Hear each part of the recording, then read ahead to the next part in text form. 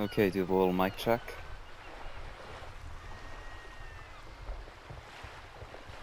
Sounds like we're good. Oakley dokley, girls and blokleys. Hello and good evening. It is a boy named Sue, coming at you live straight from Big Potato.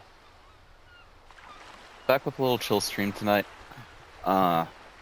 Second playthrough of Disco Elysium. We're on day 2.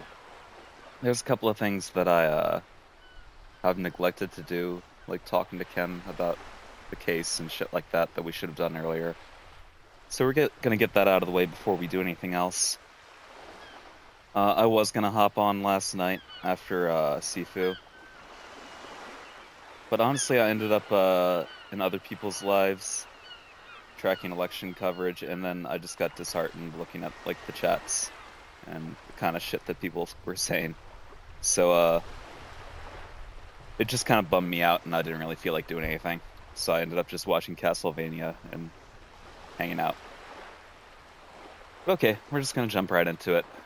And as I said, we'd forgotten to do a couple of things, like talking to Ken about the case and shit. So we're gonna get that out of the way really quick. Yes? You seem to be following me. Excuse me? Nothing, just an You observation. have a distinctive way of walking. If I were to walk in front of you, we would surely collide.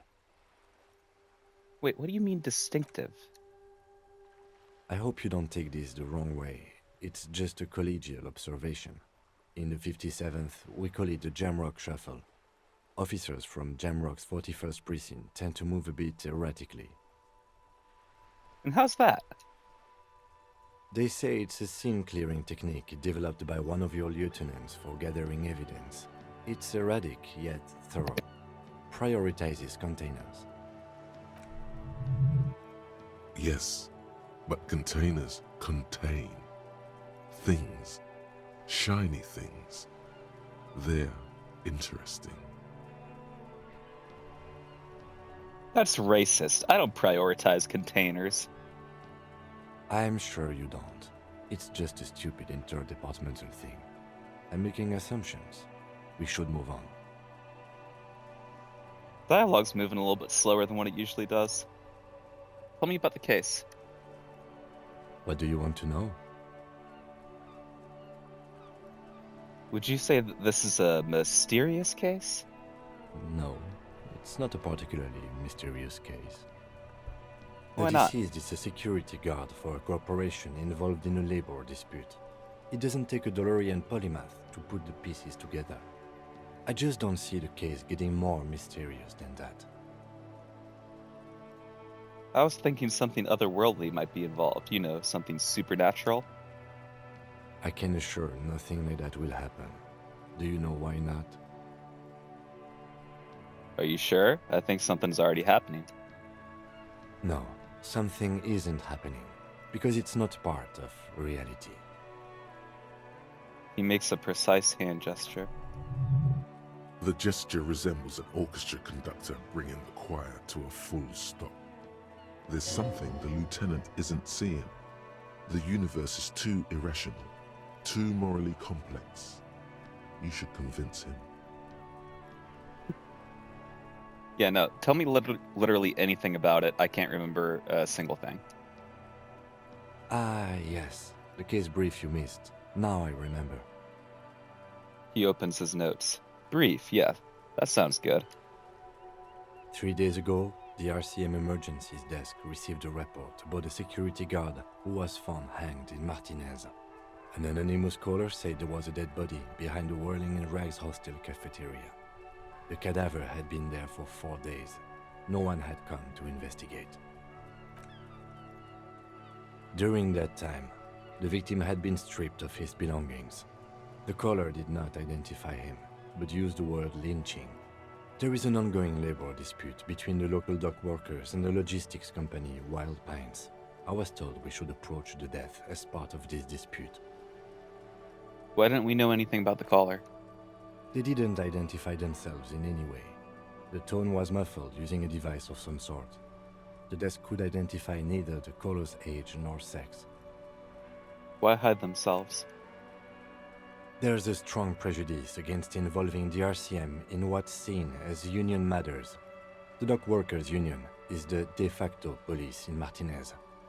Now it appears they've started executing too. We cannot allow that. Let me just make this perfectly clear. Our job here is to find the killer. That's right. Can we go over the preliminary info, guy? You mean like a brief? There's no... No. 3 days ago, during... They didn't... No, There's a... I don't want Just to to be listen clear, to that again. we are police officers. Okay. It's our... Why are we I'm on the same afraid case? You and I are pawns in a pissing competition.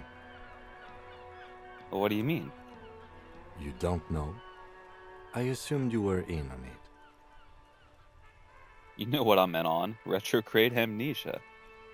Better still than an imbecilic cop-off. Cop off. It's just stupidity. Lieutenant shakes his head. What kind of The stupidity? cop kind. Our precincts can't decide if Martinez is part of Jamrock or the Industrial Harbor. Yours or mine, as if we somehow own parts of the city. Typical street gang mentality. So we've let the Union make a mockery of law enforcement here. And now it's come to its natural conclusion. Ah, so this is a struggle over who runs Martinez. Well, sort of. It's less a matter of who gets to police Martinez than who has to. It's an orphan district, in other words. I think the dispatch desk just told both our stations about the hanging. There was quite a brouhaha at the 57th, I can tell you that. Time to settle it, they said. Cop off. But I assure you, I am not their finest or toughest, with 102 cases solved. What I am is least interested in a pissing competition. So he volunteered to represent the 57th, but not out of competitiveness. On the contrary.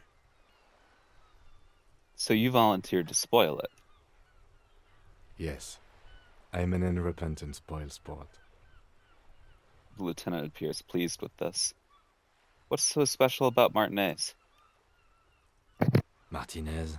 Nothing. It's just a puddle at the end of some drain pipe. No one cares about this place. They care about sports. Most of our colleagues don't even know how to get here. North of the interchange doesn't exist. A tremble comes over you. Another after effect of ethanol poisoning, perhaps. Feels like leaves do when they rustle in the breeze, somewhere far away, below the turbine. The 41st and the 57th. The lieutenant was right. It's not about who gets what's north. It's about who doesn't. I wonder what this says about me, that I was sent by my station. He raises an eyebrow, thinking it best to let you make the next move.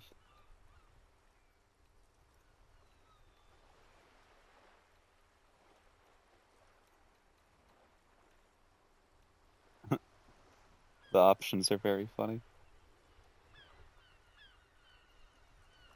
I was sent to teach you a lesson in style. Okay. Style me. You should ease up a bit. You need more looseness. No, I don't. I used to. Plain clothes did the trick. For both of us, it seems. Now, was there anything else you wanted to ask about the competition? If not, we should move. No, enough of that. Yes, it's a wholly pointless matter. Forget I ever mentioned it.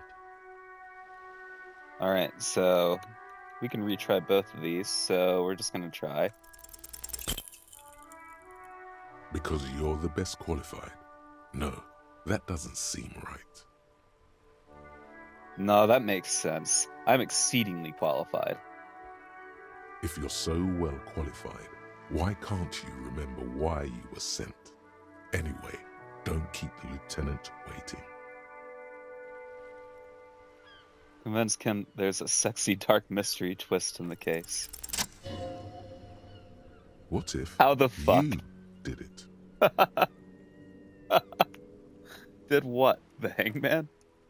Yes, You killed him, and then, as part of the plan, you drowned out the memory.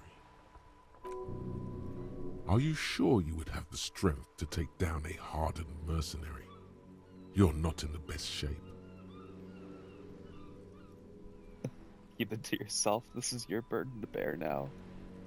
Kim, I think I may be the murderer. I killed the man and then tricked myself into forgetting about it. And what has led you to this conclusion? The lieutenant appears unfazed. I'm a bad person. I believe I could have done anything. Well, we've yet to find any real evidence pointing to you in this case, or even a possible motive. So let's not add you to the list of suspects just yet. Besides, I doubt you could have taken down a hardened mercenary single-handedly. See? You're clearly not a man in your prime anymore. Don't take it personally. It's just that security guards kept on by large corporations tend to be better trained and better armed than officers of the RCM. He studies your face for signs of offense. So you're saying I didn't kill him? I find that highly unlikely. It's not unusual for detectives to feel complicit in a crime until the perpetrator is apprehended, especially when the investigation is dragging. So let's get back to it, shall we?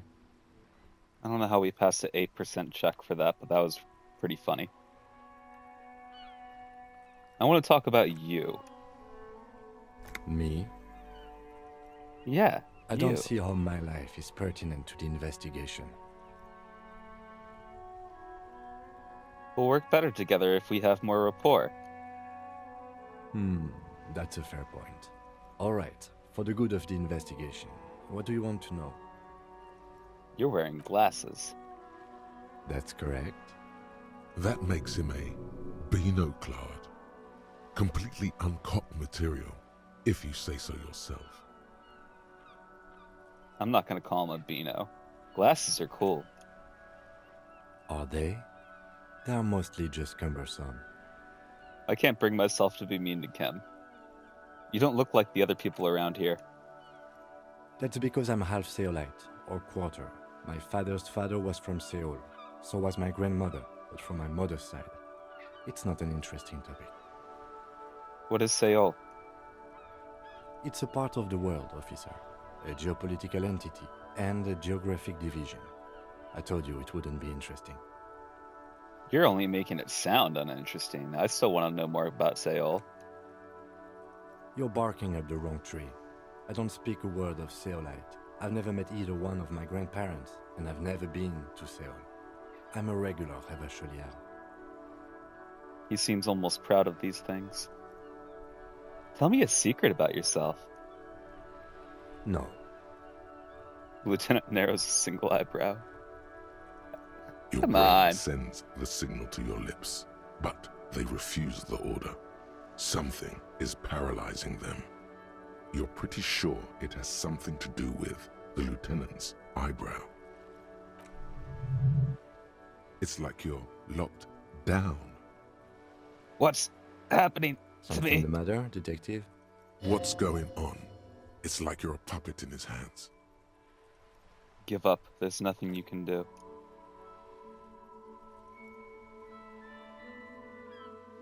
The lieutenant relaxes his eyebrow, Okay. and you seem to regain control of yourself. Do you ever talk with yourself? What do you mean? You know, when you're thinking, do you ever have, like, conversations with, like, your brain? I have no idea what you're talking about. So how do you know? What? Think?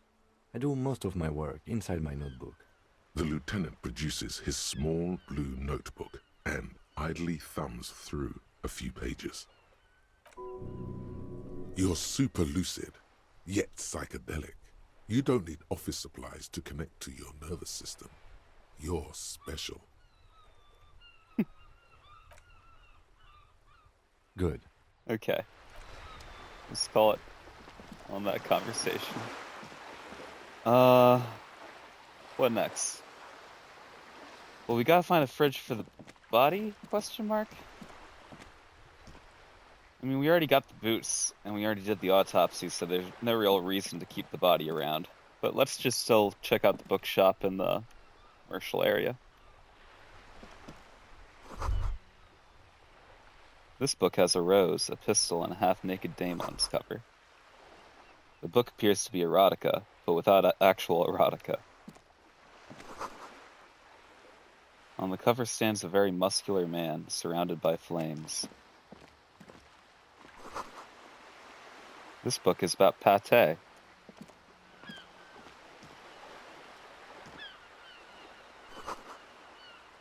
This book, you don't really understand what it's about, nor does it seem important. Book about boyadero culture, promotes freedom and roaming upstream. Book about the future, government reads your mind using radio technology. That's not the future, that's just...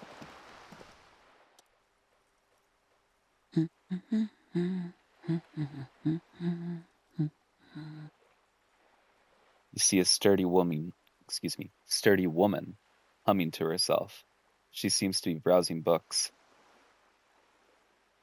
Hello. Hello? She nods, her attention fully focused on reading. Who are Me? you? No one. I'm just a working class woman. She looks up briefly. What are you doing? Looking for something to read. She reverts her attention to a worn-out paperback. Phenomenal. It is. I'm a I know policeman. you are.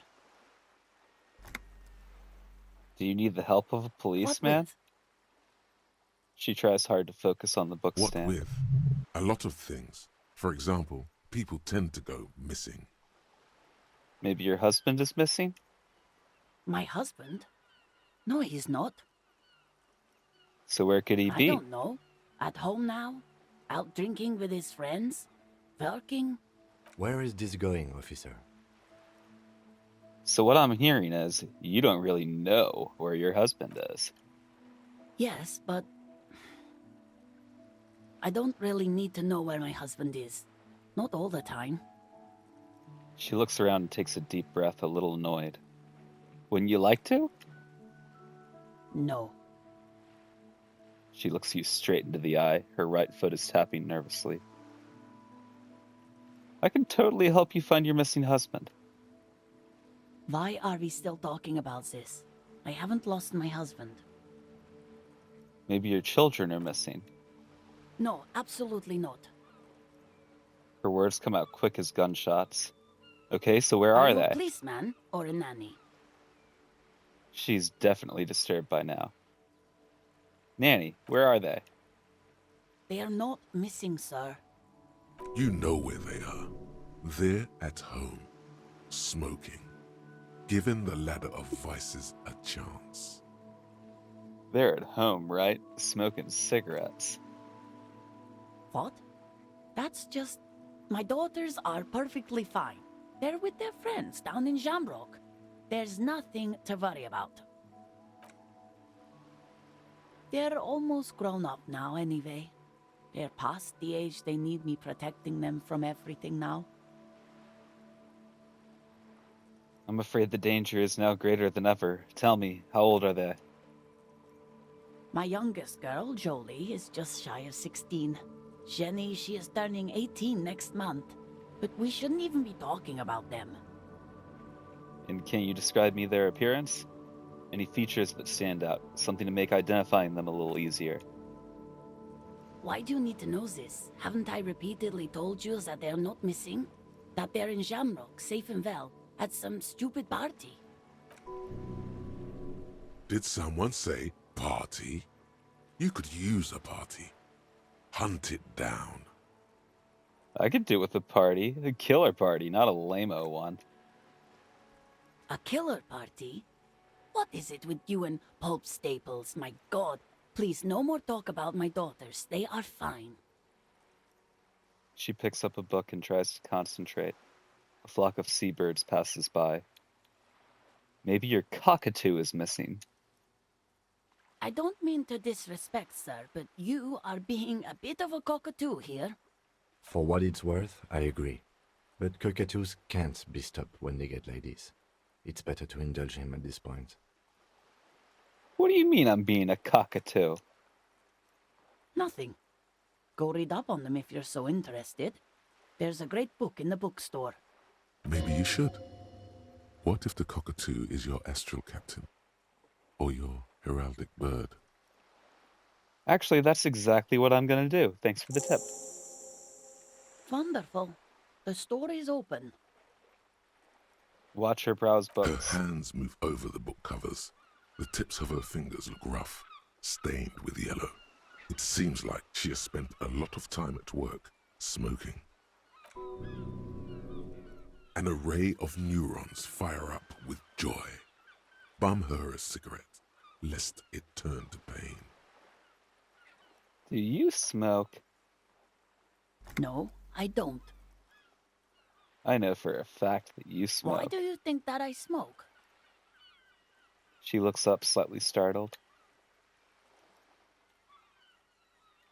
I suspect I may possess supernatural abilities. No, you don't. She puts her hands into her coat pockets. All right, just give me a cigarette, I please. already told you I don't have any. Go bother someone else. She's lying. She's goddamn lying. She has smokes. Just give me your cigarettes, okay? Don't lie. Sorry, officer. She stares at you in disbelief. Well, do you know where I could get a new pack? From the kiosk? There's one near the harbor. It's Frita. You can look it up. All right.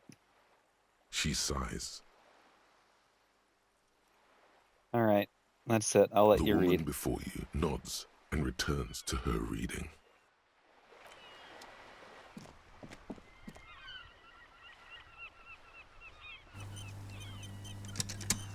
Hello, sir. Step right in. The store is open. A young girl with chubby red cheeks waves at you, smiling. Her nose is also red from the cold. Hello. Are you interested in a new and exciting book? She stomps her feet to feel warmer. What kind of a store is this, anyway? It's a bookstore, sir. We sell books, postcards, and some board games. It's called Crime, Romance, and Biographies of Famous People. Whoa, whoa, whoa, whoa. Hold your horses, little girl. What's a book? That is a book. They have stories inside them. It's like someone told you a story in a really long letter. What's a postcard? A postcard is a small cardboard picture. You can write a few words on the other side and send it to your friend or beloved. And a board game? Board games are like little games on a table, made to pass the time. There are several different ones, but sailors here mostly buy cards. All right, thanks. My pleasure. Anything else you'd like to know? Okay, sir. I'll try to answer any questions you have. I hope they're about books. What's your name? My name is Annette, sir. My mum, her name is Plaisance. She owns the store. She's inside minding the register or organising the stock. The girl gazes at the window, then suddenly jolts, her eyes wide as if recalling something. Feel free to step in and browse our wares. And you're standing out here in the cold I'm because... signalling that the store is open. Otherwise, people might not know. They'd miss out on the crime, romance, and biographies of famous people. I should have a word with the store owner, maybe? Oh, no, sir. I'm happy to help Mum by luring in customers. Besides, I have some hot juice in my vacuum bottle to keep warm. She stands upright and smiles like a little soldier. Shouldn't you be at school or something? I do my studies at home at the moment. I have to help Mum keep this place running. Isn't going to school more important than this? Mum says it's necessary to do both because it builds character. Mum says a proper worker is dutiful. That's how you get ahead in life. You succeed. There is stress and unease behind these words. She's reciting etiquette. And how's the business going? Mum says it's peachy. She was a little afraid at first. There's talk about this house being cursed. She looks over her shoulder. Cursed? In what way? Cursed in the way that makes them say that no business has ever really thrived here, sir. That they all go... Ass up. I wouldn't really say it like that, but I guess so. She blushes. Sounds rather serious. I should probably look into this. We can go into the bookstore and ask about the case, but I don't see much more to look into here. Lieutenant makes a note in his notebook. Yes, please do look at our wares inside. The postcards and board games you asked about are also there, sir. What do you know about the other failed businesses? Nothing really, sir. Mum doesn't allow me to sneak around in the back rooms or the cellar. I don't really know what's there. She looks a bit disappointed. How does this curse manifest itself? It does not manifest itself in any way. It does not exist. I liked it better when we were talking about whether it's appropriate to stand out in the freezing weather. But Kim, the plasmic manifestations. No such thing. Lieutenant stands at your side, stern and serious. Anything else you wanted to talk about, sir? Girl looks back and forth between you two. Maybe I can tell you about some of our books instead. What is this crime business? Crime fiction is about murders or burglaries or things like that, and the work of a policeman or a private detective who's trying to solve a crime and catch the criminals. Wait, not crime fiction. I need to know what crime is. It's that Crime bad. is what we were solving before this conversation began. Why would anyone want to read about crime? It's exciting to people, I guess. They get to imagine dangerous things, and it's kind of like a puzzle, where you can guess who the criminal is, or how the good guys are going to catch him.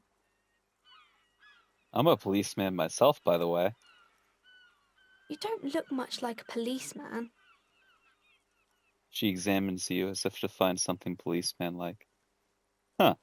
Well, what's a cop supposed to look like then? Didn't mean to offend, sir. Sorry, sir. It's just that you don't look like Dick Mullen. She points to a book cover on which you see a strapping Vespertine officer. He stands grimly over the body of a dead woman.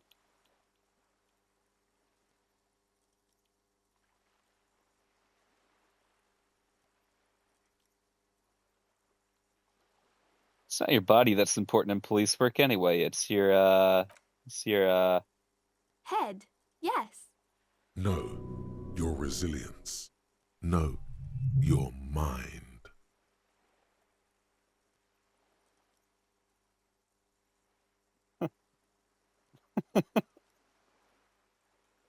No, you gotta have grit, a total disregard for personal safety. You gotta take the pain. This Mullen guy looks like he'd run to his mom. Ain't got no balls. That's a bit childish.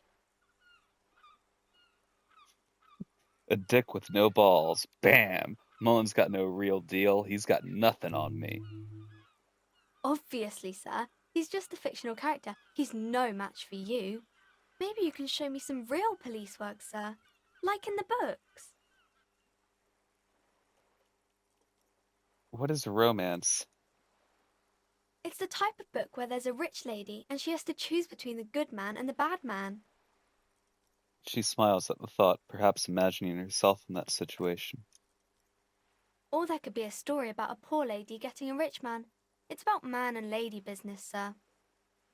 Well, what about a poor man getting a rich lady? It happens, but usually the guy gets rich in the process.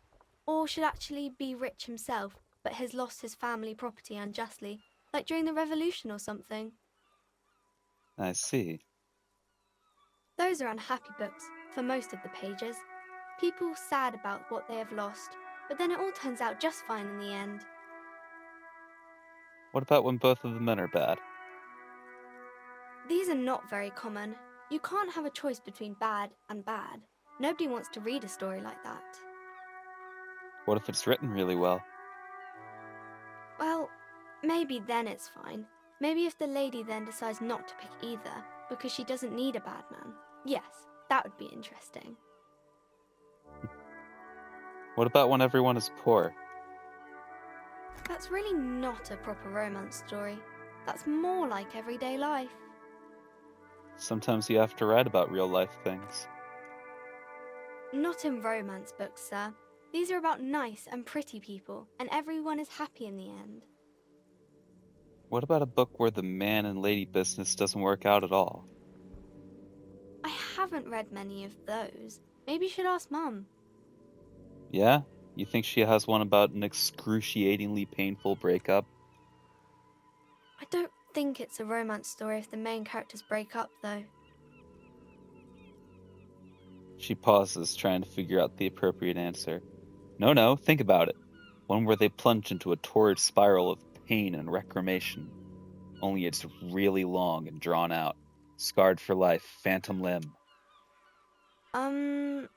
No, I don't know.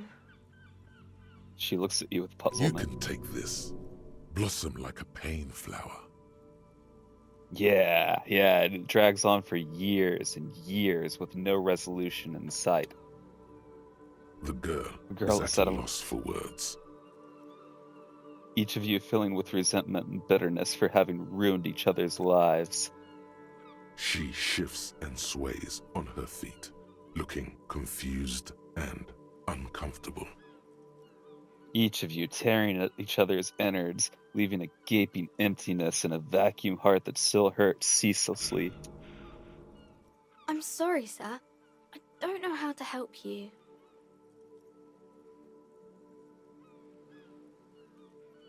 I don't need help. I need a real book that tells it how it is, not this drivel.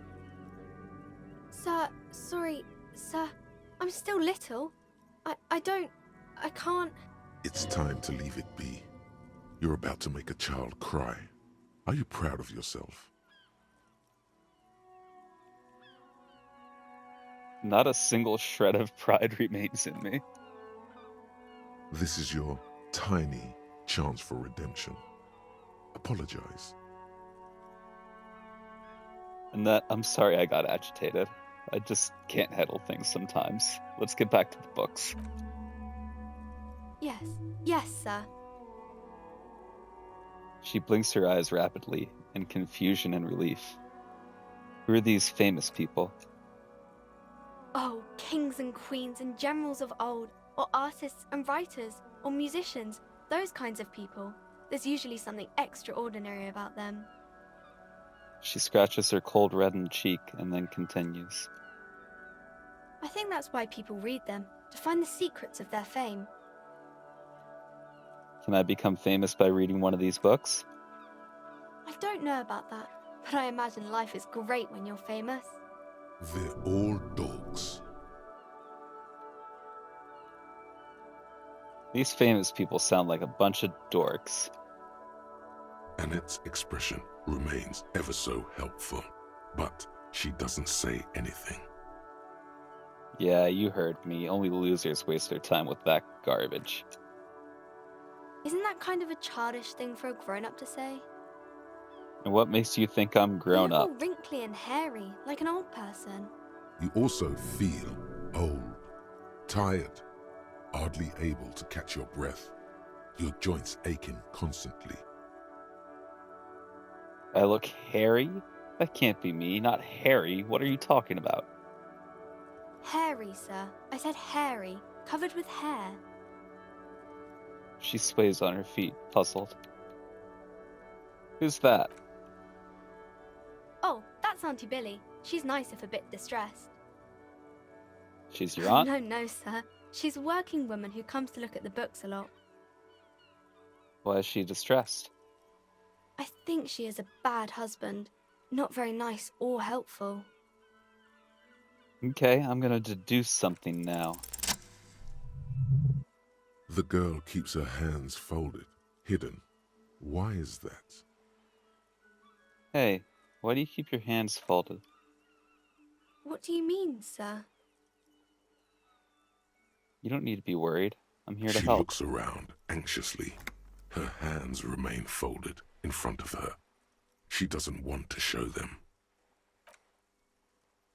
The lieutenant stands by, looking at the two of you with little interest. It's okay. She brings out her reddened hands, her nails frayed, nearly chewed down to the flesh.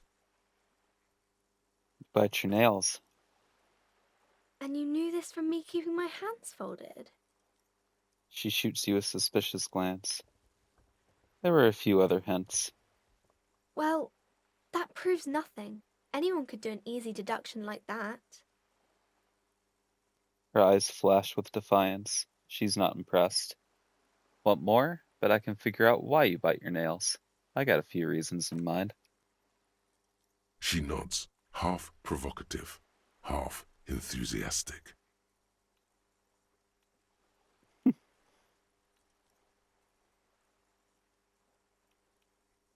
You're uptight because of your mother and the pressure she's putting on you. Maybe so, sir. Okay, I know it's a bad habit, and I shouldn't. Dismay flickers in her eyes. Either way, another ace deduction by the #1 detective in town. It was okay, sir. She's still got a rebellious There's streak. more that can be achieved here. Ask her to do the same. You think so? Fine, do better. Deduce something about me. You're quite sober. She snaps The back lieutenant quickly. does not flinch at the comment. He does not flinch even a single bit. He is intensely not flinching. It takes effort.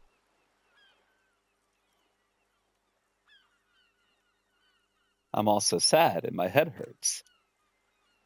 I'm sorry, sir. I hope things get better soon. She looks you in the eye, a gleam of sympathy on her face. There she stands, swaying on her feet, assaulted by the early spring breeze. She smiles at you. The whole situation suddenly feels familiar, somehow. What are you missing here? Why does this feel so familiar? Because you know each other. She's been talking to you so openly because you've talked before. Hang on. So you know me? We've met before? Yes, I stand in this spot all the time. She sways back and forth on You've her been feet. running around all week without your shirt on, sir. Telling people about being a star or something. I don't really understand who those stars are. Did I ever talk to you? Of course, you've stopped by a few times. You certainly look better than the last time I saw you. What do you mean better? I look like shit. Yeah, but you don't have party eyes anymore. Party eyes. Yes, of course.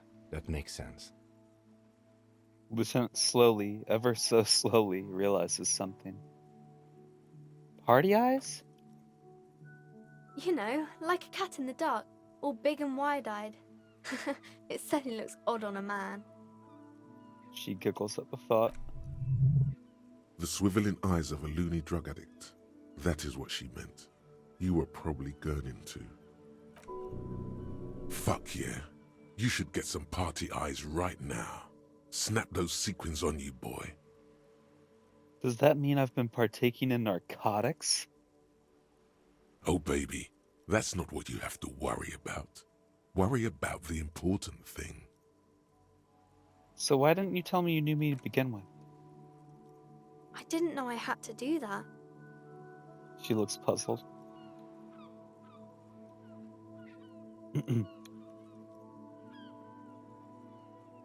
Thanks, I've learned something about myself today. I'm glad I could help you, sir. She smiles a wide, helpful smile. Alright, bye-bye. See you around, Annette.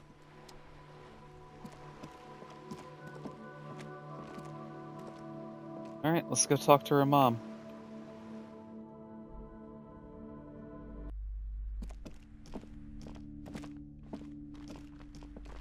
We'll talk to her first, I guess.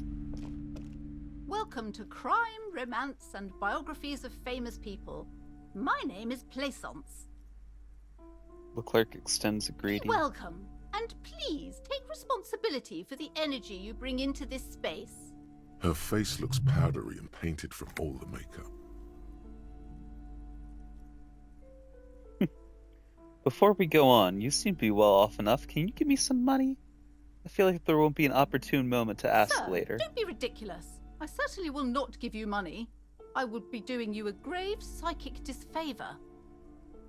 She gives you a One disapproving has look. to earn one's success, even if one is a police officer. Handouts are nothing but manipulation. All they do is make you dependent. Son, you got destroyed there. What an idiot you are. So are you the owner of the store? I am the proudest owner of our little shop of culture. Her voice is high-pitched as if to give it more penetration. I was told that there's a huge fridge in the building's cellar. Can you lead me there? No, I don't know anything about a fridge. Aren't you interested in books? For whatever reason, she's lying to you about the fridge. Seems like you have to find your own way to the cellar. I'm looking for a book about cockatoos. A book about cockatoos? There should be one upstairs, right next to the shelf of biographies. What if I want to buy a Why are you book? talking to me? Everything is on the shelves to browse. Don't you feel compelled to buy anything? See those shelves there? Go. Be drawn. She fiddles with her pendant and then waves her bony fingers directly at you. So what types of books do you have, Everything then? is on the shelves. Take a look yourself. The shelves compel you, don't they? She smiles and nods, seemingly relieved. The girl outside mentioned that this place is cursed. Who said that? Annette? I will have a word with her. This place is not cursed. It has a robustly magnetic energy. Good for commercial activity. My business is thriving, sir. Your daughter's the one standing outside the store, right? Annette, yes, my daughter. I hope she wasn't slacking off again with her nose in science fiction. Tell me, was she at her post doing her job like a proper girl? Yeah, of course. Wonderful. Did you talk to her? Great. Yeah. On a scale of 1 to 10, how compelled were you to buy books after talking with her? I'm not going to grade a human being. I don't do that. Now. It's not personal. It's about proper sales practices and market research. I expect an answer. 10. Very polite My and helpful. precious, her dedication brings joy to my heart. If you have children, I hope they turn out as great as my Annette. I'm here to dismantle the free market and abolish child labor. You must be kidding. There's nothing like that happening. Depends. How much do you pay the Good, kid? sir. What does a young child do with money anyway? No, I save it for her, as a fund. She's securing her financial future out there. Guess I was Indeed. mistaken. Are we done with the jokes now? Yes, we've had quite enough fun here. Right. The way you're handling her strikes me as wrong. Mind your own business, sir. In our society, people don't get to tell each other how to raise their children. It's none of your or anyone's business.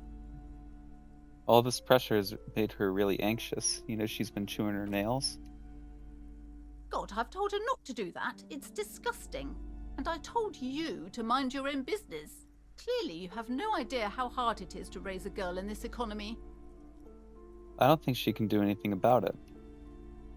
She can, if she has enough willpower. This is what's called growing pains. Life isn't easy. Life doesn't give breaks. Come on, ma'am. It's obvious she can't do anything about it.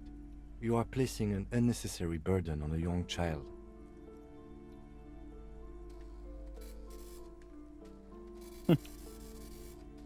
What you're doing is wrong. Even I know that, and I usually don't know anything. She stands stiff and severe, silently fuming. 10 or so seconds pass without change. Oh no. Hold on. I need to invite her inside and apologize. She must be freezing out there. There. I don't know what to say to you. My husband, he tries to teach me business lessons. I have what my mother called a dull mind. All this stress. She stops, but her mouth keeps moving. Is this husband Annette's father? Yes. My husband is a successful entrepreneur east of the river. If only he were more involved in the business we're running up here. No matter. Soon we'll both be off for Grand Couronne. Grand Couronne? What's that? It's a proper place to live. One of the most peaceful neighborhoods east of Jamrock. You may know it for its massive housing projects. Your head feels light and dizzy. A cold breeze caresses your flesh. What's going on? Monstrous buildings loom over Grand Couronne. A cold wind howls in the empty halls of homes built upon delusions. Why? There is no life in Grand Couronne. No one can afford to live there. Most of the buildings are empty at the moment. It's a great opportunity to get ahead of the crowds. Better times ahead for sure. Her smile is wide. And your husband is also involved with the bookstore? He made the initial investment. Since then, he's been what you might call a silent partner. Is she an only child? Yes, I'm afraid so. A real treat she is. It would be nice if she had... No, we couldn't have afforded more children, really. Not in this economy. A glimmer of sadness blinks through the well-crafted exterior. We're Why quite not? busy people, you know, my husband and I. Quite busy. Children are a lot of work. You don't look like a father, so I don't expect you to understand. Her voice wavers a bit. I'm sorry. I'm sure you do understand. She told me that she doesn't go to school anymore. She's been too busy helping me here. So she studied at home this trimester. This is a temporary solution, of course.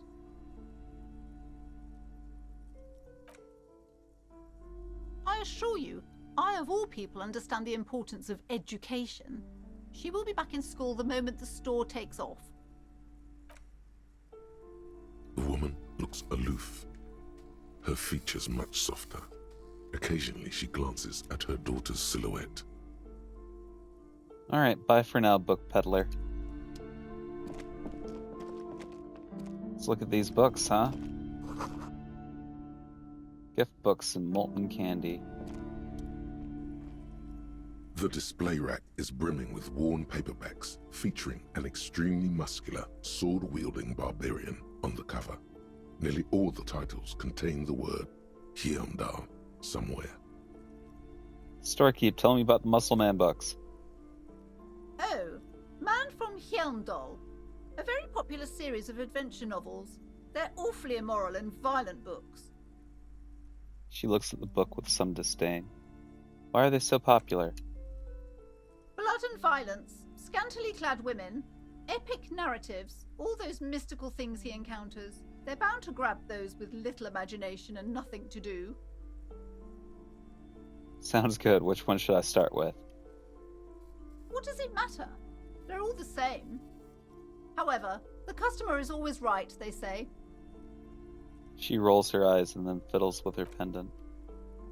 If you're a novice of the series, I'd recommend Hyundalaman, the man from Hyundal. It's supposed to be a good introduction to the series. Look through the display of books. Rows and rows of Hyundalamen blur your vision. You make out some titles. Man from Hyundal and the Mammoth Riders.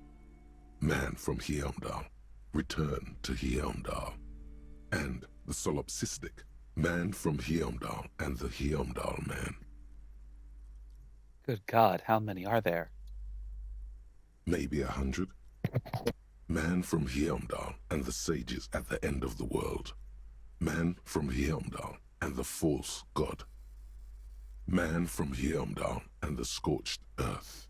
Man from Heimdall, the Heimdall colonies. Man from Heimdall and the swamp beast. Man from Heimdall and the snow crabs.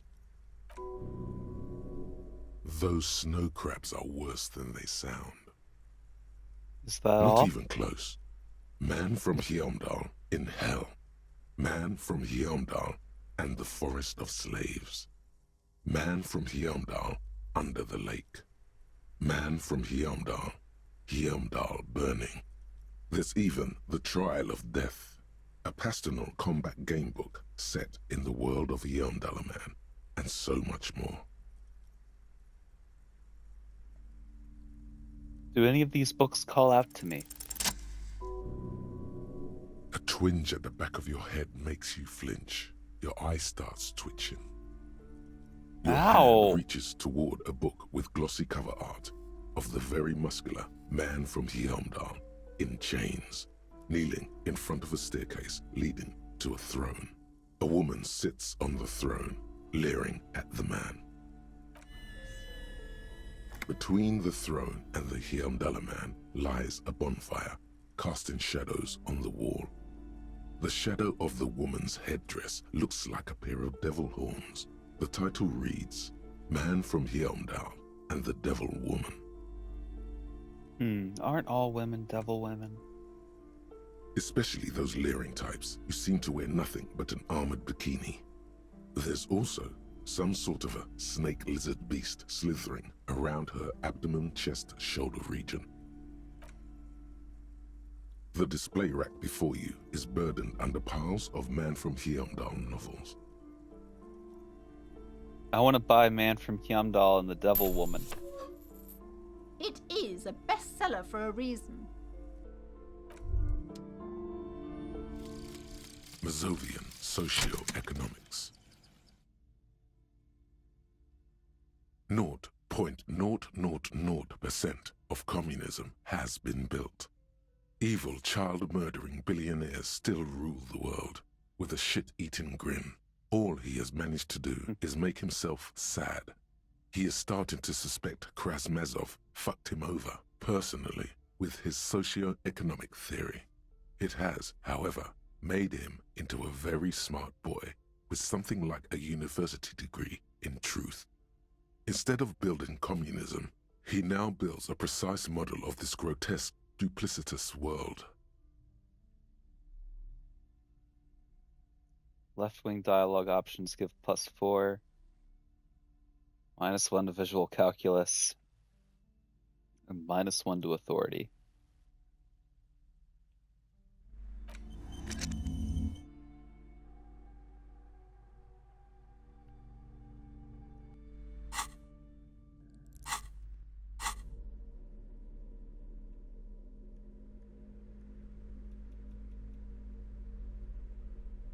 The frontispiece of this old paperback features a muscle man in chains, kneeling before a salacious-looking woman on a regal seat.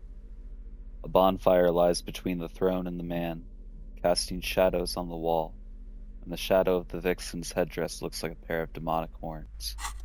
The edges of the pages are worn and smudged. A lot of people have read about the Devil Woman's altercations with the Heimdall man. Look at the back cover. The jacket copy proclaims, Man from Heimdall returns in his most exciting adventure yet.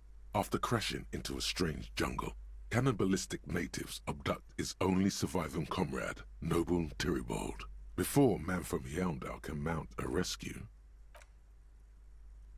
he is ambushed by a tribe of female warriors and taken to the ancient citadel of Cloud City, where a mysterious and wicked queen rules supreme. Will Man from Heimdall be able to escape his dire situation and find his missing friend? Alright, go ahead and flip through.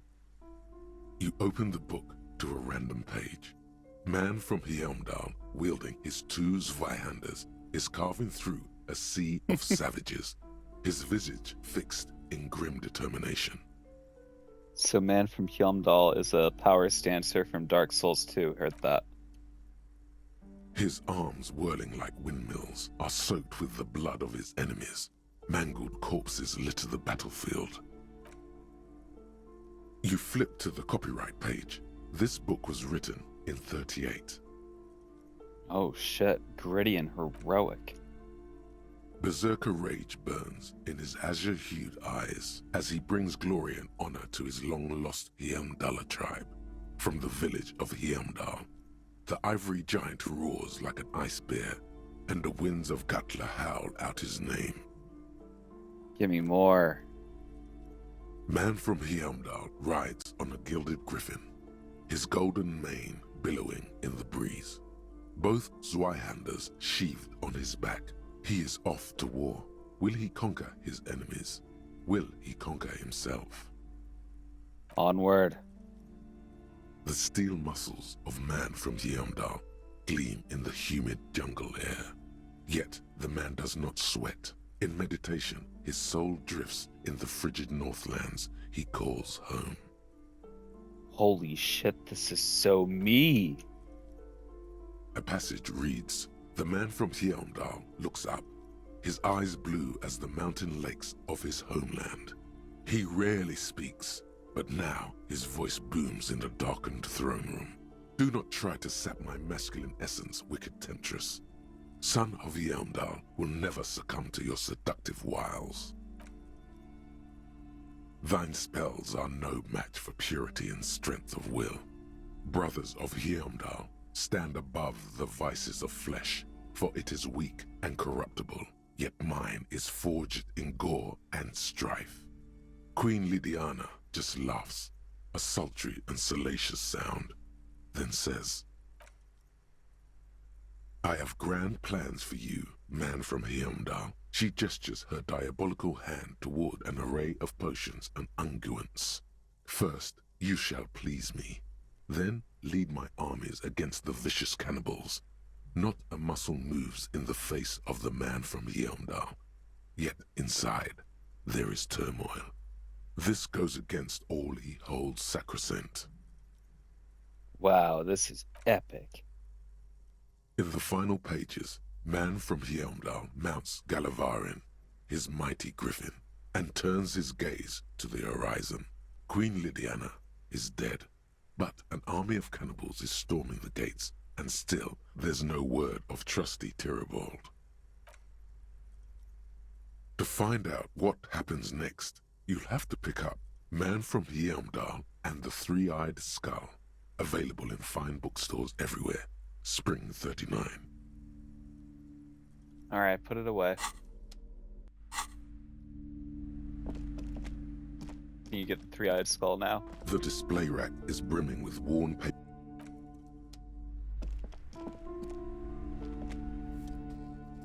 I'm sorry, sir. I can't talk right now. I'm very busy with my homework. I have so much homework now. What are you doing now? Math. It's really difficult. Like, really. They say you need it to get rich. Better than standing outside in the cold, I guess. She looks into her notebook with trepidation. Oh, I found something while you were away.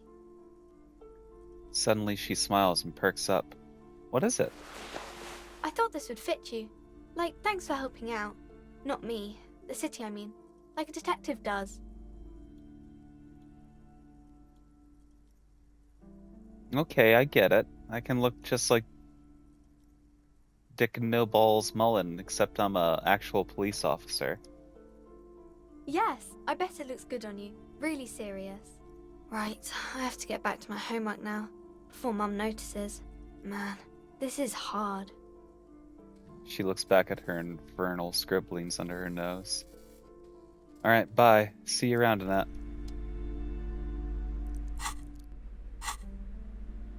We got a new hat.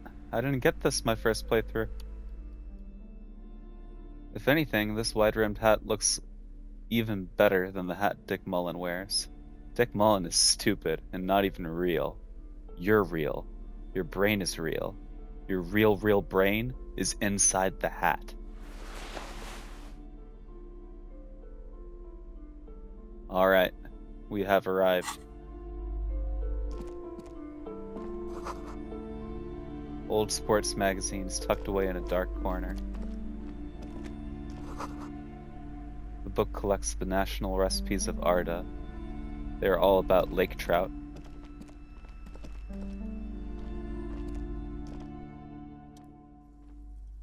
A small mountain of colorful board game boxes. There are numerous types of games for all ages. A lot of shelf space seems to be taken up by Wirral-related merchandise. Storekeep, what board games do you have here? Wonderful board games, sir. The Viticulturist is a classic for sure, or perhaps you'd like Archipelagos of Insulinda, a very educational game for those interested in geography. Browbritter is a fun game of economic competition, but can get quite intense after a while. We have games for the whole family. You can play with your children. Yeah, kids, friends, chicks. I have all those. Then you're a lucky man, officer. Children are the greatest of treasures. She fiddles with her pendant, thinking.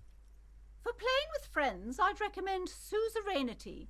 It's a civilization building game where you build a civilization, then set off to brutally colonize and repress other civilizations. It'll cost 12 real. So what about all these Wirral things? Lousy auras there. No, role-playing games are popular among those types. You know, who are into those kind of things. Personally, I don't like it. Not at all. I've heard they turn people into occult enthusiasts. That they have rituals where they try to summon entities. Highly immoral stuff. You can still buy them, though. She looks at the table, crossing her arms. Look through the pile of the Wirral for related items. An endless variety of source books, lore books, and codices litter the table. The topmost book is titled Welkin Compendium, 2nd edition. There's also a large hardbound tome with intricate cover art, The Hunters of Katawak, Boreal Creature Compendium, and a Pick Your Path adventure game book titled Tales of Wirral, Cavern of Velkrag. Anything catching my eye? There's a box that says Wirral, 3rd edition Mega Setting Supplements Module. The side panel notes, a fantastique adventure board game, new maps and miniatures. A sticker on it displays 25 real. Nonsense for anemic Beano-clads.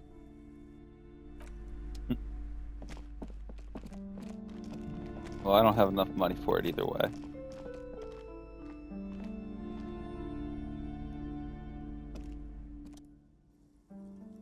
These shelves are overburdened with books from the same series.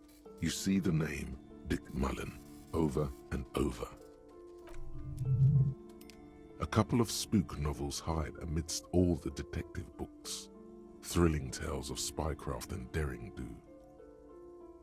Storekeep, what's with all the crime fiction?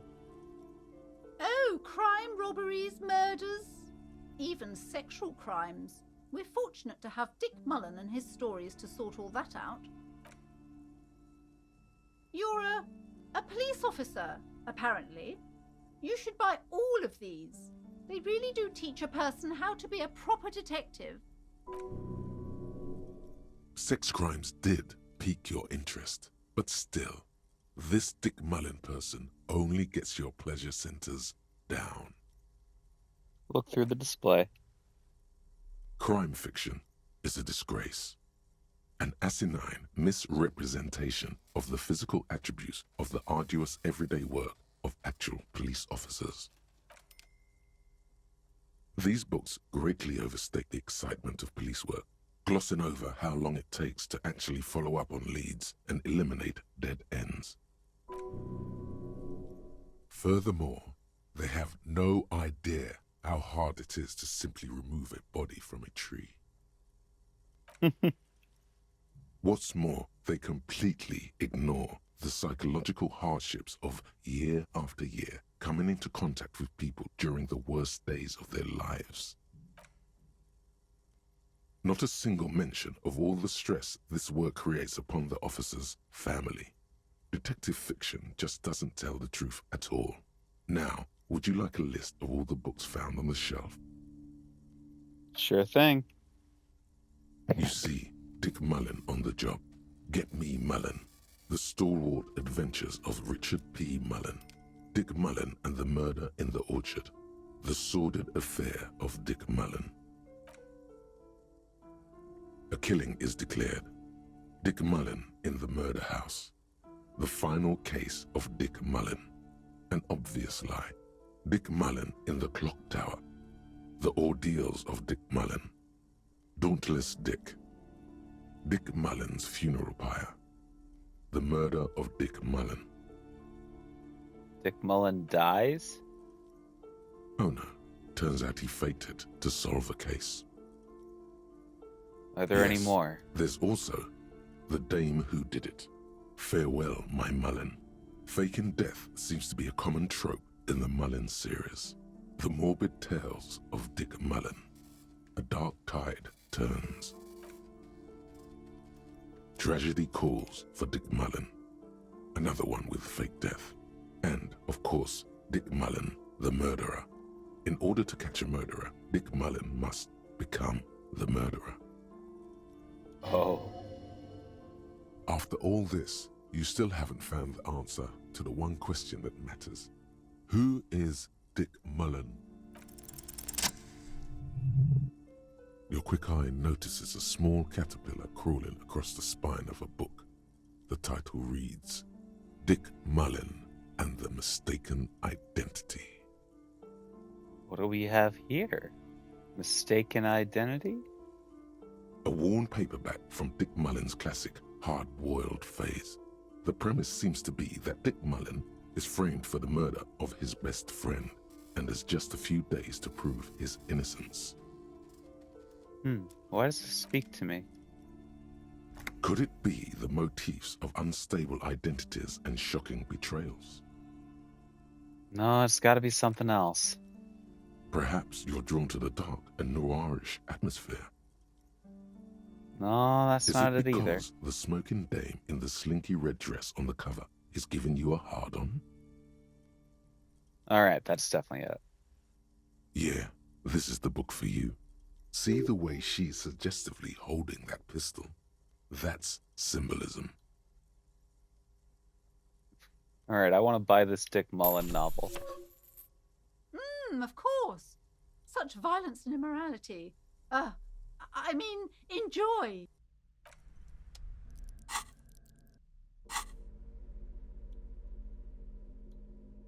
Another Dick Mullen book that woefully misrepresents the nature of police work. In this one, our detective returns from a trip having successfully solved one case, only to embark on another. Does he finally face the taxing nature of his occupation? No. He doesn't even look like a normal officer of the law. In your hand, you hold Dick Mullen and the Mistaken Identity. The brittle paperback feels fragile to the touch. Look at the cover. The cover features a pastiche of different scenes. In the foreground, a man in a dark overcoat clutches a pistol to his chest. Rising up behind him are two silhouettes wrapped in a passionate embrace. The tagline reads, Detective Dick Mullen must prove his innocence after an old friend is murdered by someone who looks just like Dick Mullen. That seems to sum up the premise nicely. Are you really reading that, detective? I really need to know who this Dick Mullen Good guy luck is. finding it. He's not much of a character, I think you'll find. Just a stand-in for the reader. Start reading. The story opens with a knock at the door. Detective Dick Mullen is greeted by an old friend, Charlie Spillane, who's come to Mullen to ask a favor on this dark and cold night. Spillane needs Mullen to drive him in from Vespa to a small town along the Elysium coast. Despite his friend's apparent agitation, Mullen does as he's asked, then returns home where he passes out drunk, as he does most nights. Look, I can't judge. 2 days later, Mullen is arrested by the Vesper police and charged with the murder of Charlie Spillane. At his interrogation, Mullen learns that Charlie Spillane was shot in a bar in the very town Mullen dropped him off in by a man matching Mullen's description. Desperate to clear his name, Mullen manages to convince the Vesper police to release him for 3 days so that Mullen may solve his friend's murder and prove his innocence.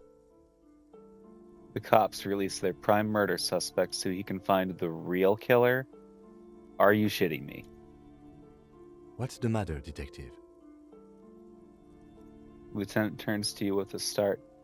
Well, I don't know who's writing this shit, but I get the feeling they aren't experts on homicide investigations. The lieutenant shrugs, resigned to the idea that his profession will rarely, if ever, be accurately represented in art and literature. Okay, so Mullen didn't do it. Of course, Mullen didn't do it. That's the whole premise of the book. Anyway, Mullen returns to the seaside bar where Spillane was murdered and meets a beautiful, mysterious woman named Diana Deneuve. Now it's getting interesting. Deneuve reveals that she was Spillane's lover and that he was mixed up with a local amphetamine smuggling operation. As soon as Mullen begins pulling at strings, the whole conspiracy begins to unravel. Not only is the local police captain in on the amphetamine ring, so is the son of a powerful politician and a strung-out art collector named Torvald, each of whom has his own reasons for wanting Spillane dead. Tell me about the corrupt police captain. Outwardly, the old police captain is a real law and order crypto-fascist, a barrel-chested man who's beaten his share of suspects to pulp. But he's also dirty and increasingly paranoid that someone's going to expose his role in the drug ring. He would certainly have the motive and the means, but the captain walks with a noticeable limp from an old war injury. Is it possible that he was able to conceal it long enough to commit the murder? I want to hear about the politician's son. A typical privileged twat. In all likelihood, he's just in over his head. He does bear a personal grudge against Spillane, though, a former prosecutor who nearly brought down his father's administration. The kid doesn't exactly have Dick Mullen's manly build, but he is the correct height, and while interrogating him at his home, Mullen did notice a certain overcoat that looks suspiciously like his own. And what about the art collector? Torvald, the art collector, is a strung-out mess. Frankly, it's hard to imagine him holding a pistol steady enough to actually hit someone, let alone plug them 3 times in the chest the way Spillane got did. That said, Torvald and Spillane have a long history, and while interrogating him, Mullen discovers that Torvald was once involved with Diana Deneuve. Could it be that this is all over a sordid love triangle? Alright, let's get on with the story. One evening, Diana Deneuve comes to Mullen's hostel room in tears. The two of them drink half a bottle of vodka, and soon they're seeking comfort in each other's arms. Yes, comfort and pleasure. The warmth of another human's touch. The burning taste of liquor on her full, sweet lips. Nice. Get it, Mullen. As the two lovers share a post-coital cigarette, Diana Deneuve turns to Mullen and says, "By the way, Dick, there was something else I meant to tell you. The name of the true killer. Always aim for the center of mass." Whatever it is, Mullen never hears the words. A blow to the base of his skull knocks him out cold instantly. Fuck. When Mullen comes to, Deneuve is dead on the hostel bed next to him. To make matters worse, his clothes are covered with her blood. Double fuck. Mullen trashes his blood-stained clothes and flees the hostel, knowing it's only a matter of hours before the cops discover Deneuve's body. if they haven't been tipped off already. The heat is on. If Dick Mullen can't solve both murders before the cops catch up to him, he's going away for life. Can you solve the case before the cops close in? What is it, Detective? Why does everyone close to Dick Mullen wind up It's a dead? dangerous line of work, but somebody has to do it. That's why Dick Mullen never lets anyone get too close. What's the matter?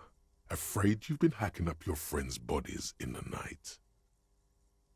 Why did Dick Mullen become a detective in the first place? There was never a time when he wasn't a detective. He was born a detective. Was I not born a detective? For a moment, you cease to read the story on the page and see the book for what it is. A collection of brittle, cheaply printed pages held together by glue made from the hooves of horses. From nowhere, you hear the screech of sneakers on a waxed floor, and you feel the burn of rope against your hands. Are these figments of some other life?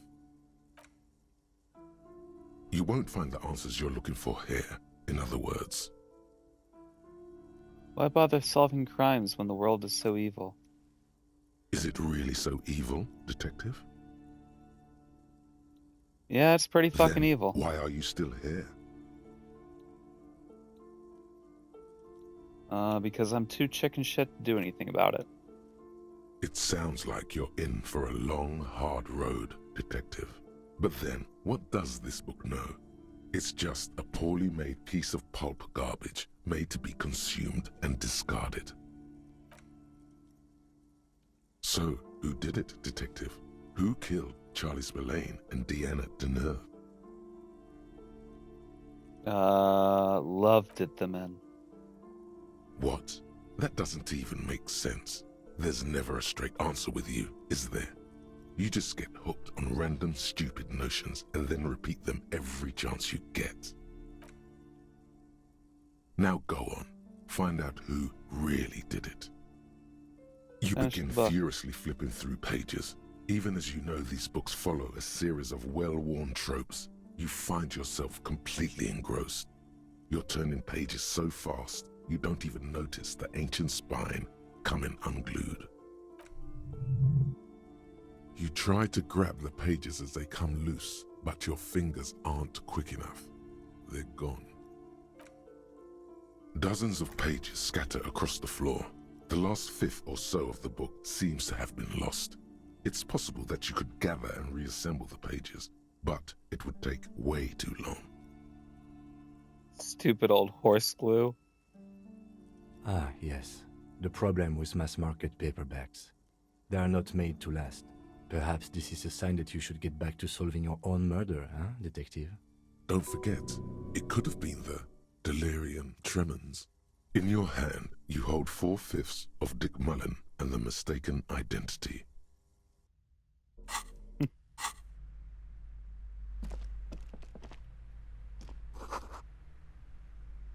It's a tome of fascist magic.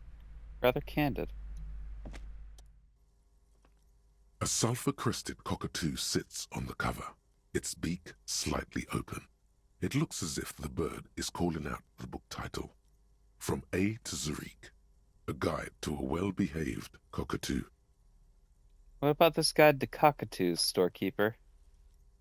It's a must-have if you own a cockatoo. I've heard they're quite capricious. Flip through the pages. Turns out that there are so many different cockatoo species, and they all have behavioral problems. You don't have behavioral problems. That's garbage. You're cool. We're gonna steal the guide. You wait for the storekeeper to be distracted. When she's not looking, you haul the tome of cockatoos into your pocket. It's quite a challenge, but eventually, the guide to the cockatoos is yours. Splendid effort.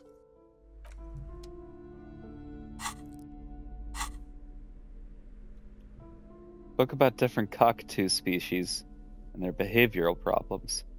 Perhaps it could also offer some insight into your own, often problematic actions. The spectacular Major Majestic Cockatoo eyes you from the cover. A cockatoo is a parrot with an erectile crest, found on the Seminine Islands and in southern Fas a la Mer. Known for their intelligence and general precociousness, cockatoos are popular birds in aviculture. However, they often exhibit various behavioral issues. Alright, what more?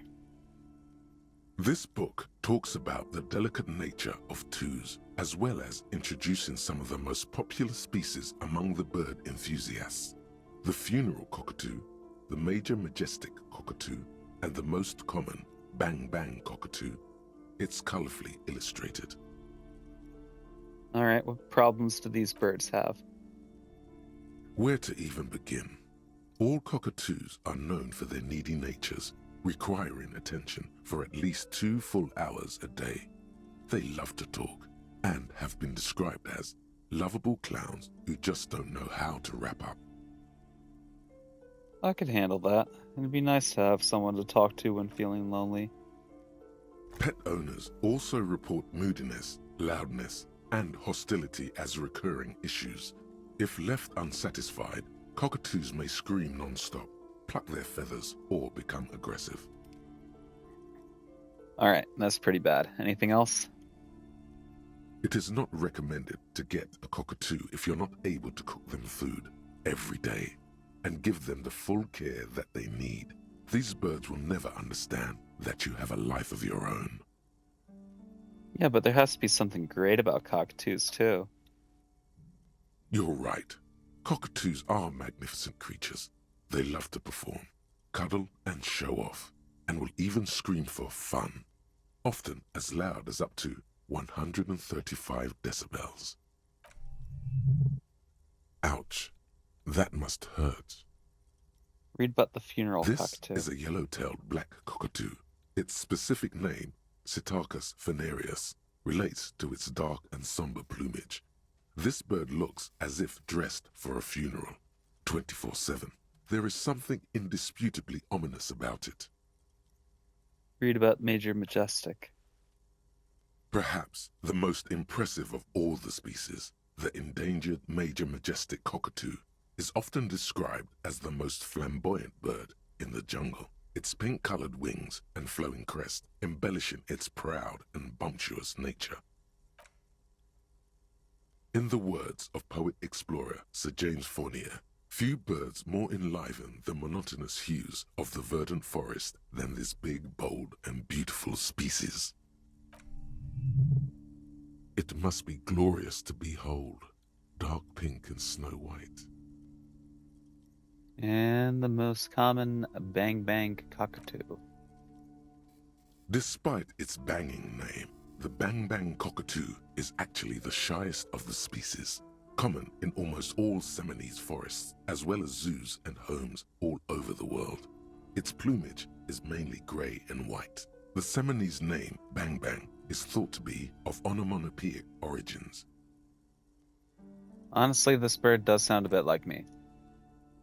Yes, but all those cockatoo species are so different. Which one are you?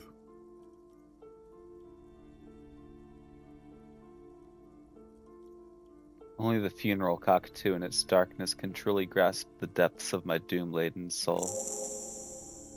You're right. You're Psittacus venereus embodied. This ominous bird belongs on your heraldry. Last time I did the fuck up a two, so I want to do something different this time.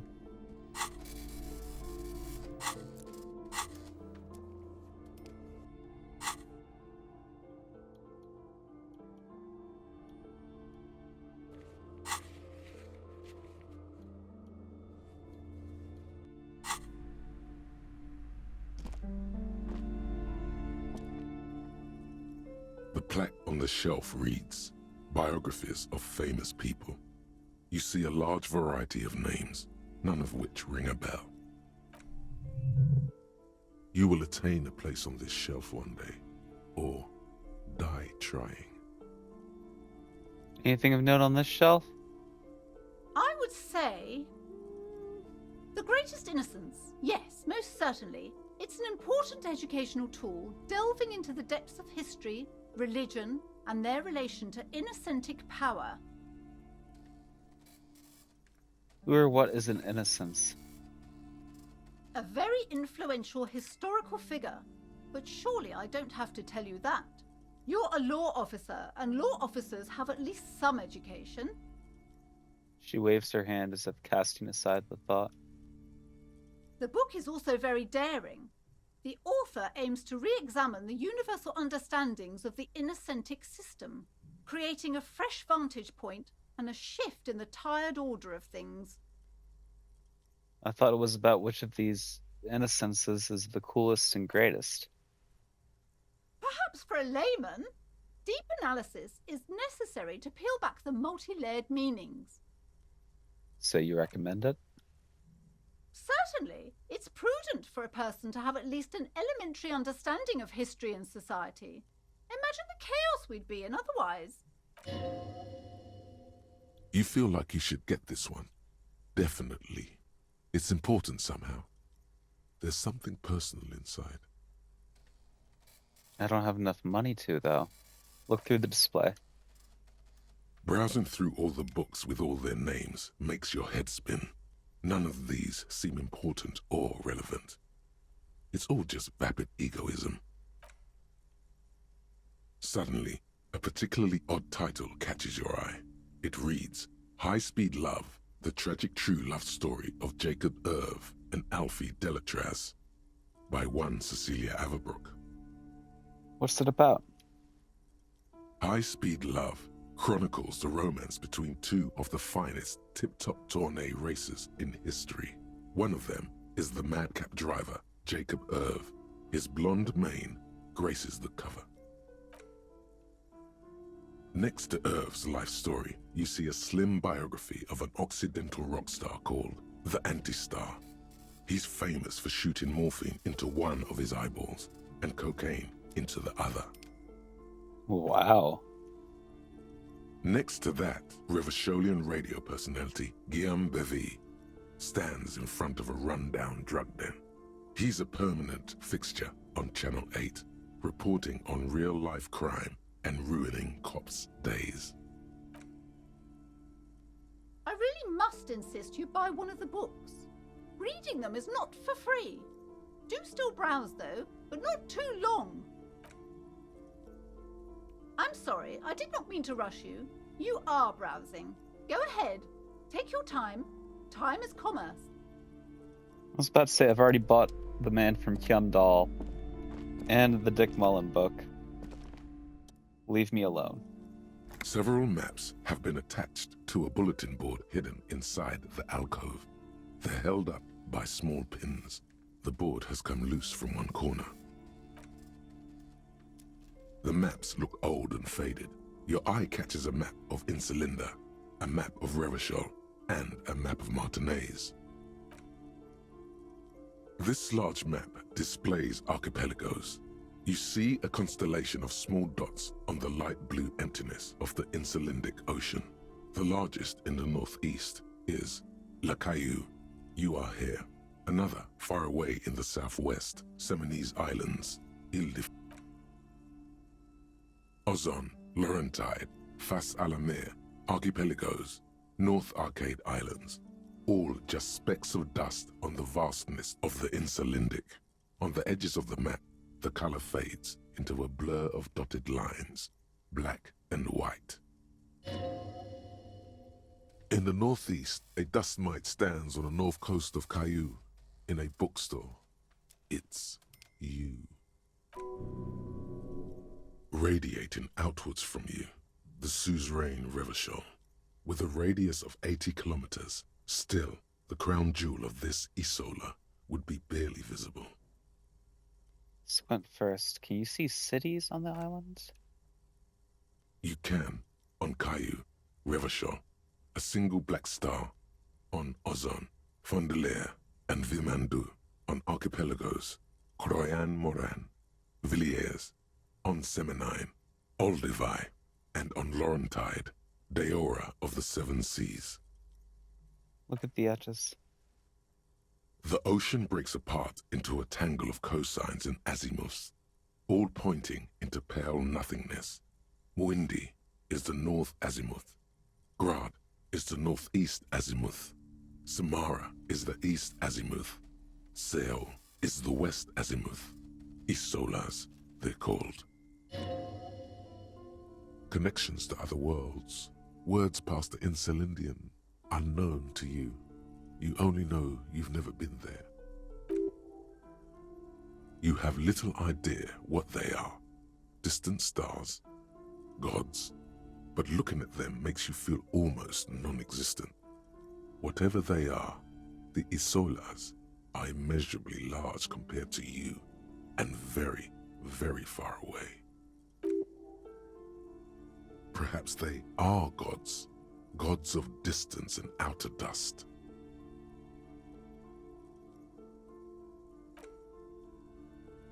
The north coast of a verdant island is shattered by the delta of a river. It is the River Esperance. Countless bridges put the shards back together, connecting city blocks to river islands. La Delta says a great artificial heart in the center, teeming with life forms and construction.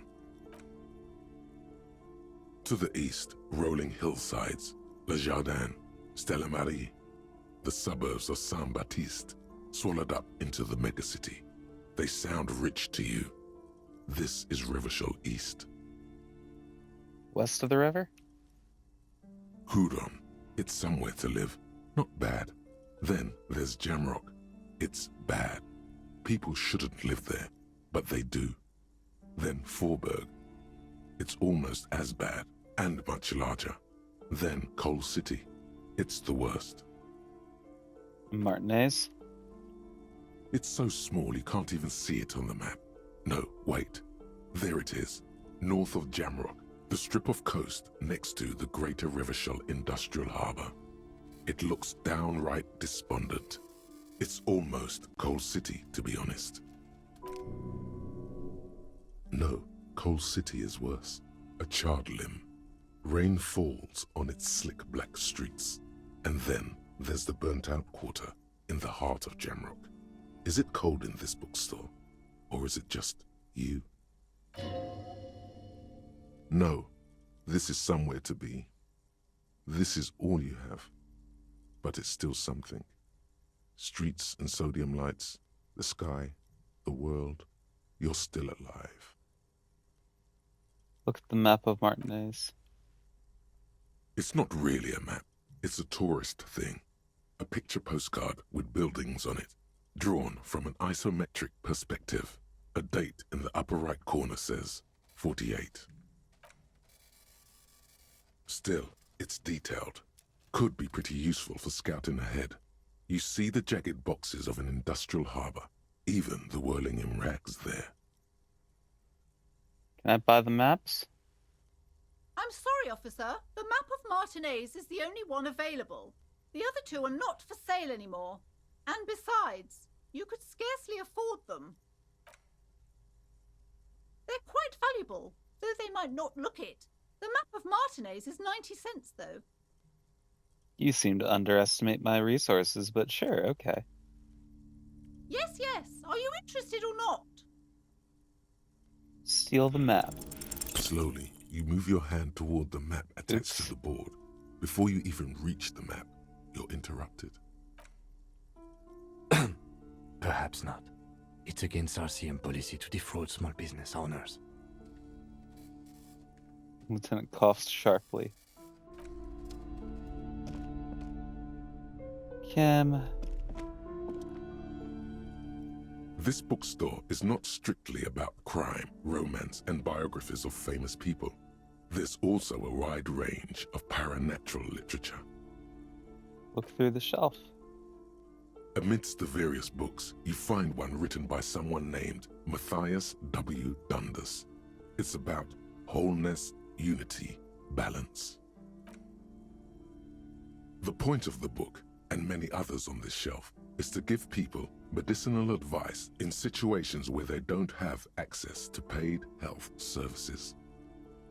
How does that work? It serves platitudes, while also telling everyone that traditional medicine, the kind people don't have access to and which costs more than this book, is garbage and would only give you cancer anyway, without even curing your cold or anything.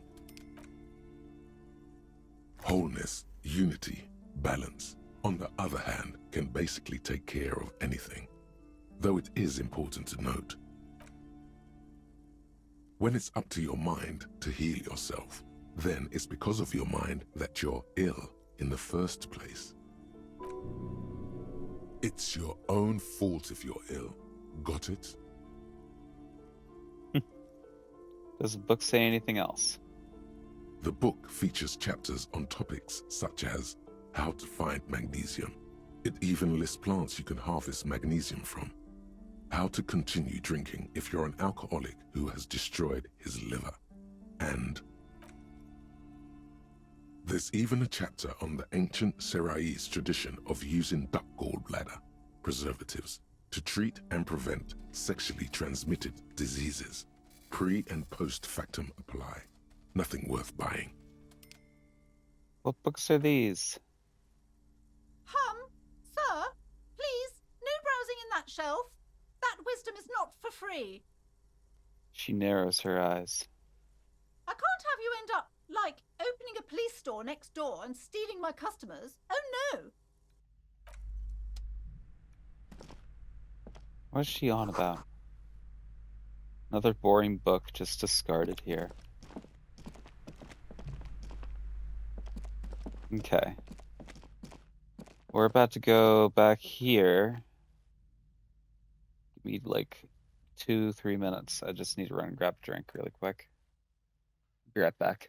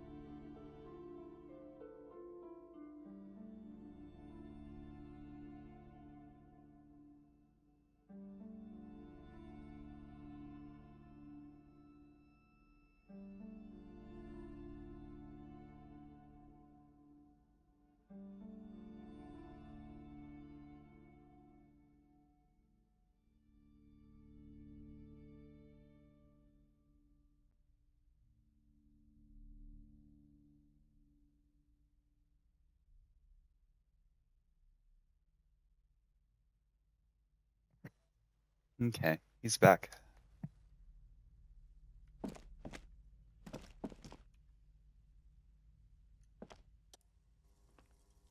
You see a set of tattered curtains blocking the way to another room. A strange cage-like trinket dangles from the curtains. Excuse me, officer. The back room is strictly for employees only. Poisson's calls out from behind the counter. Shopkeeper, what's behind the curtains? Nothing. Now please go back to browsing the books. Don't you feel compelled to look at the books? The books are all you care about. She fiddles with her pendant. Oddly enough, the more she tries to draw you away from the curtains, the more alluring they become. Examine the strange cage-like trinket. You see some kind of charm, an irregular polyhedron assembled from bones, sticks, and straw. Inside, a disturbing fish head with empty eye sockets stares at you. Aside from poking at it suspiciously, there is nothing else to do with the fish head charm at this time. The curtains remain shut before you. Pull open the curtains. Just as you're about to pull apart the curtains, the petrified voice of the shop owner cries out once more. Sir, don't touch that. I told you it's off limits for the customers. Her hand is closed around her pendant, her fingers nervously playing with the talisman. Parapsychologically speaking, we're done if you decide to open them. I won't be held responsible for the consequences. It's too dangerous. She looks away, mumbling. Why is everyone always messing with the curtains? Why can't they just buy books like normal people? I've heard there's a fridge there that I need. Everybody suddenly needs something from there. Leave the curtains be. It's what it wants. Okay, so what's in there has a will, and it wants you to enter? This is bad. This is about the curse? That's why you're afraid? No, it's just a storeroom for the employees, I told you. Now please step away from the curtains. She's almost begging you. But I sense this place calling for me. I must investigate beyond the threshold. You do? My God, even more reasons not to mess with the curtains. Just step away, dear sir. I don't care, you can't stop me. I'm gonna open them. No! Please just talk to me, officer. Come here and let's talk this through before you decide to do anything extreme. Lies. Rip them open, we say. The curtains, tattered with age and covered in dust, hang before you, as if taunting you. Rip them down, this time for real.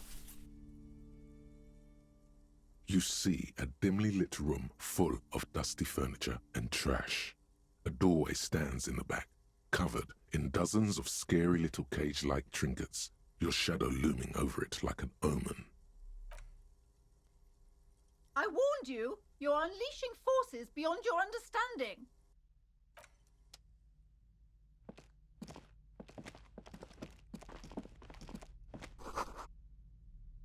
Ghostly silhouettes of hair dryers.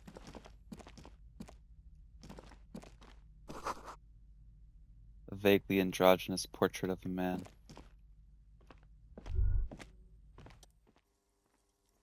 A heavy door with a missing handle stands before you, covered in dozens, if not hundreds, of little oddly shaped trinkets and charms. It appears to be locked. Hold on, there was a thing. There we go. No sane person would ever put their head into such a machine. Okay. A heavy door with a missing handle stands before you, covered in dozens, if not hundreds, of little oddly shaped trinkets and charms. It appears to be locked. Knock on the door. Only an echo. No one is there. A hollowed-out, dark echo. Maybe I should break it down. but not before I strategize. That's right. Take in your surroundings. You need to have a solid ground and a proper posture if you want to succeed. First, check your posture. Steady breathing. Solid core. You've got this. With one shoulder forward, you're ready to smash into the door like a battering ram. Check your surroundings. The room is dimly lit and littered with old barbershop rubbish, but the path to the door is clear. And what about the door? It's made of a solid block of wood, but it has stood there for ages. The hinges are old and coated with a carmine layer of rust. It should be doable. Break down the door.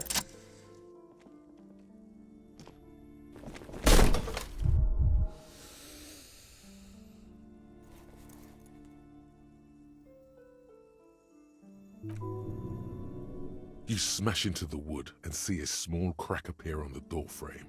It's going to take one more try to break through to the other side, but you've done it. You're not thinking of trying again, are you? Smash into the door and shout, "Fuck the system." Fuck the system!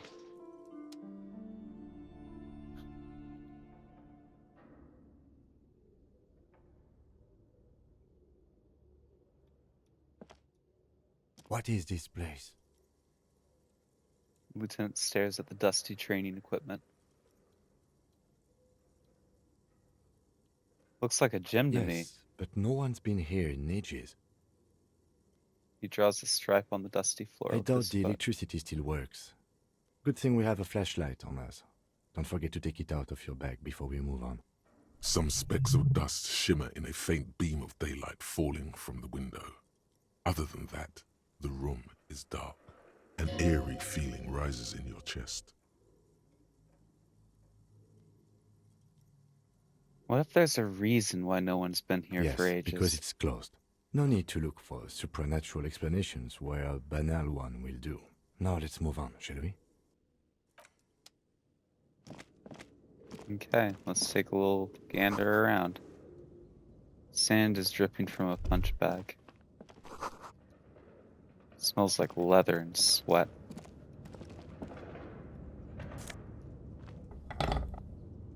Got a shot put ball. Poster says, "Sidious Fortis, the rest is worn off."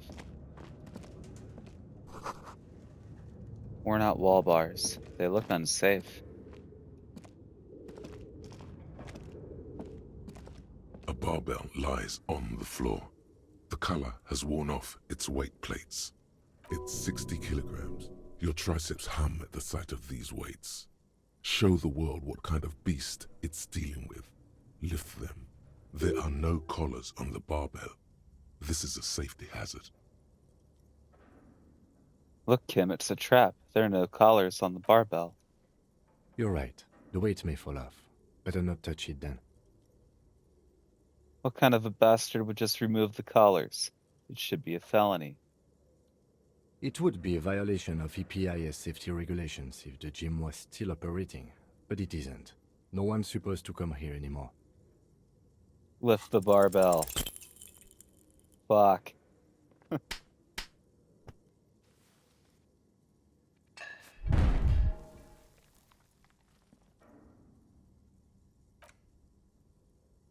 You manage to hoist it off the ground, but the barbell feels wobbly and dangerous. Your hands slick with sweat.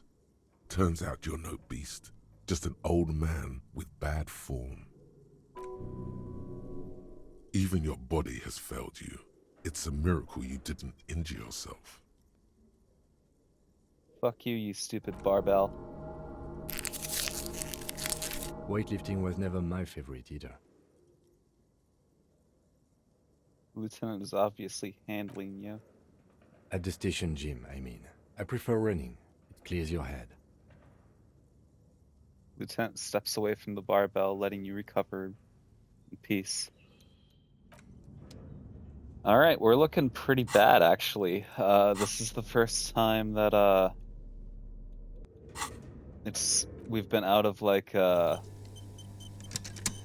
healing items. All it's gonna take is for me to get sad about one more thing, and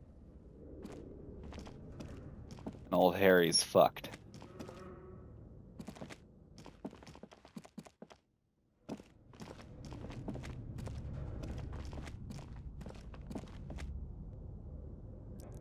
We are going to just keep on pushing forward for a little bit, though.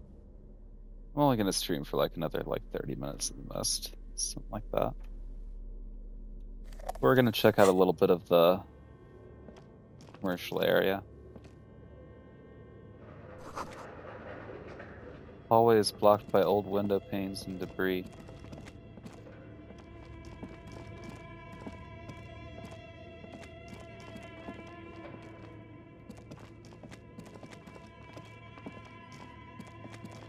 I really can't see shit, huh?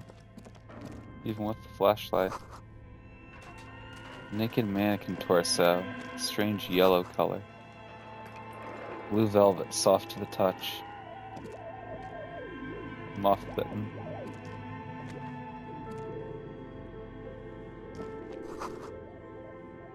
Steel rotor blades bearing a Slipstream logo.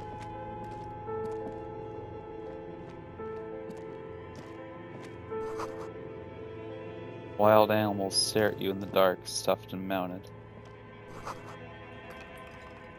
Skis with slipstreams printed on the laminated top layer.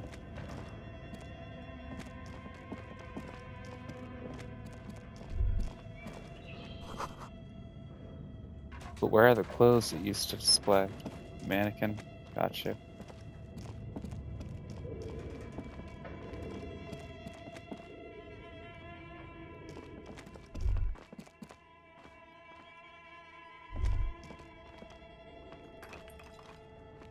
What's it telling me to look at there?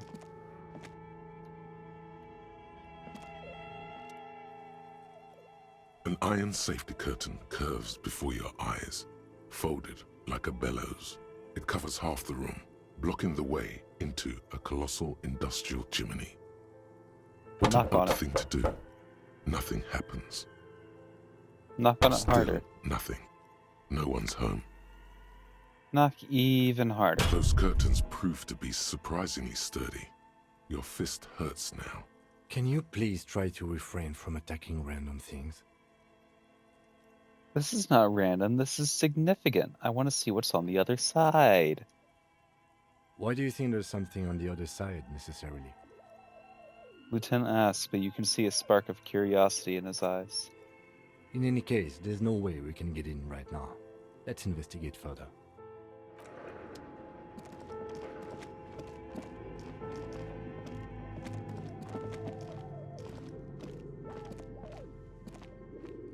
This appears to be some kind of machine. A radio computer.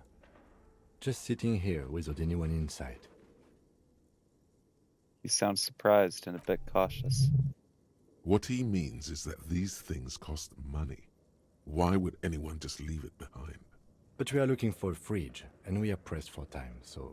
On the other hand, it's not that I'm not interested in abandoned radio computers. This is the Ream Civic radio computer, model RC5120, equipped with a Feld mainframe and a Ream-compatible printer. Do you think I should turn it on? Maybe the body has stopped decomposing somehow. I don't know. You're in charge of this expedition, officer. He looks over his shoulder. Is the lieutenant a little scared? Just now when he looked around. You can always do it after the fridge. Alright.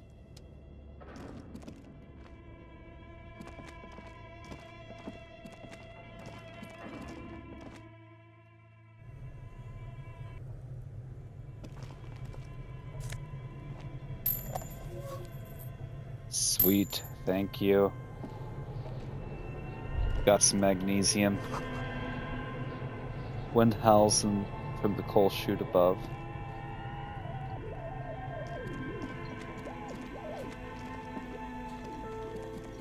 You see a terrifying ice bear with a strange compartment in its belly. The door is covered in frost, and the bear's eyes are glowing red. This ice bear is a hyper-carnivore. Be careful. This must be the fridge you were told about. Look inside. See if it's big enough for the corpse. Crack A open gust the of door. freezing cold air rushes to greet you. You hear a low grumble as the bear regulates itself. This is the inside of a refrigerator. The lieutenant takes a peek inside. His hand has found the holster of his gun. Relax, Kim. It's the fridge, remember? Of course. A giant ice bear-shaped fridge. He relaxes his hand, his face bathed in the harsh light of the open Just fridge what door. we were looking for. Let's see what's inside. The shelves are empty. All you see are crumpled ice cream wrappers with the brand name, Revachol Ice City. A handwritten note has been attached to the door. The fridge is huge. Take the note You from the pocket door. the note and the little fridge magnets keeping it on the door. Examine one of the ice A cream friendly wrappers. cartoon bear smiles back at you from a glossy cellophane wrapper. It looks nothing like the fridge. The paper still smells of vanilla and chocolate. This is clearly the fridge. It looks big enough for two corpses. It's certainly an eccentric choice, but it is capacious and cold enough, too. Shall we go and get the body, then? I'll take the head, you take the feet. The stairs won't be easy, but we'll manage. The two of you, easily. There's no real reason to do this, but let's do this. The body is heavier than you expected and stinky. It takes half an hour to get it down to the basement, then 10 more minutes to stuff it into the fridge. The lieutenant takes a step back to admire your handiwork. Beautiful. A dead body in an ice bear fridge. This is some of the best police work I've ever done. He says, wiping his hands in his handkerchief. You've definitely earned a drink after this, perhaps even some pagan rites. Yes, we need to celebrate by performing pagan rites. Let's bring out the mead and set it on fire. I knew you would say that. I knew this would lead to drinking. No, no more. This is paganistic enough, and it does not leave this room.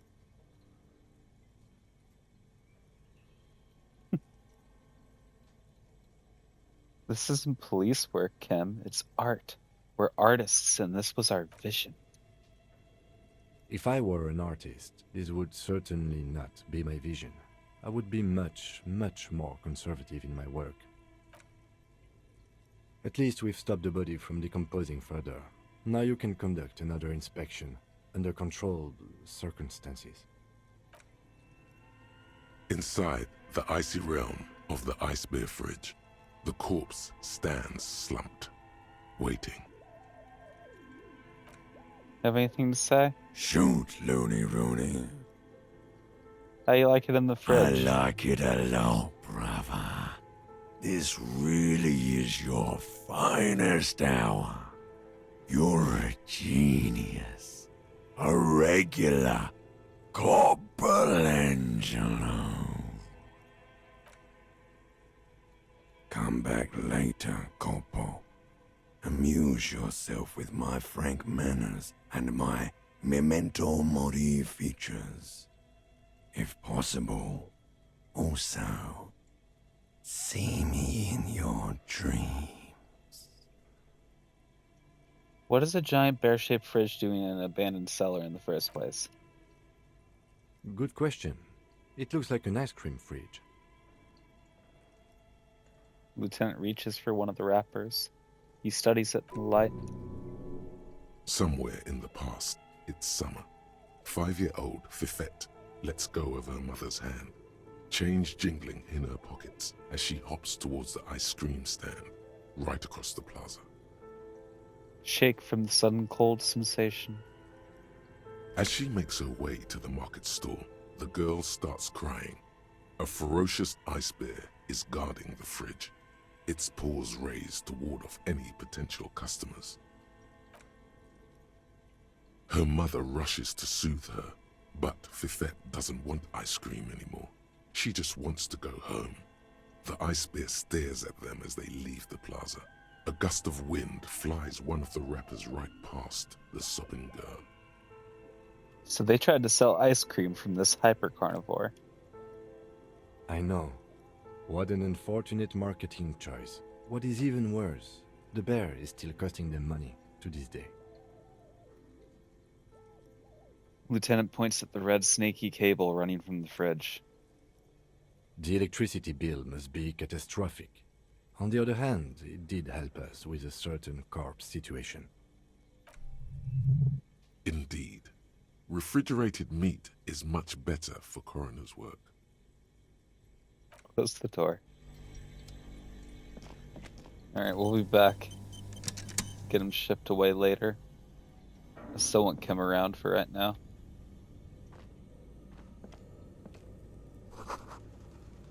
The wall collapse is inaccessible now. A thick layer of coal dust covers the furnace, coloring it pitch black. Kim, what is this thing? Is it a furnace? Looks like it. Looks like an old central furnace used to heat the building. It's connected to the chimney. He opens the door and gingerly peeks inside. No one has used it in ages. No signs of any recent fire. Only dead rats. Look inside the furnace. It's dark and grimy here. In the darkness you can hear chatter. It's coming from above. A voice or several voices talking to each other. Near the smoke chamber, upstairs. The echo is so prominent, it's impossible to discern what the voices are saying or what's producing them. What are you doing?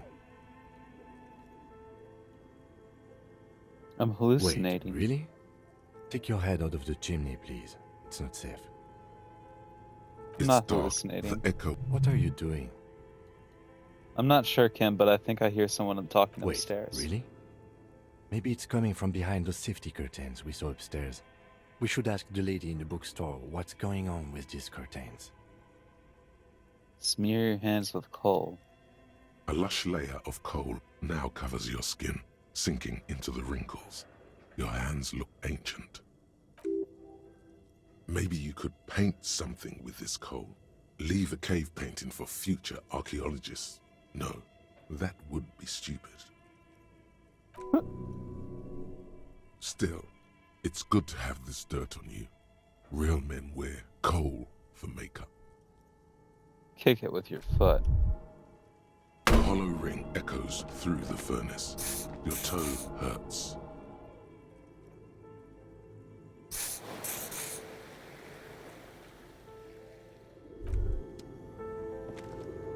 I knew that nothing good was going to come of that, but I don't care. Bent metal, broken glass. Your path lies strewn with the broken forms of everyday objects. You are the destroyer, the bane of inanimate matter. Yeah, I rip shit apart. Kudos.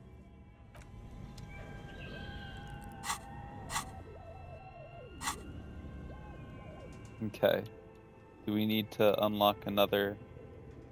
Okay, whatever. We'll do that.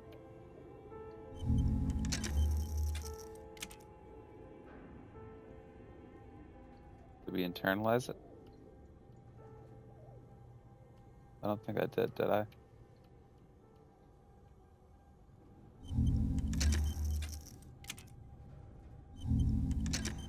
Okay, I did, and then I immediately stopped.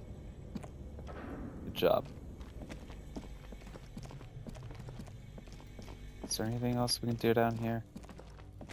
Oh, there's more stuff. Ice cream maker, defrosted and unplugged.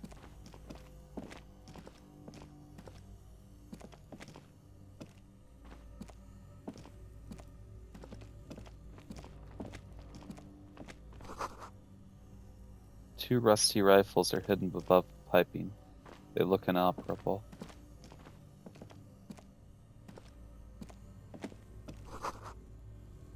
The flashlight casts a strange shadow. There's a hidden doorway here.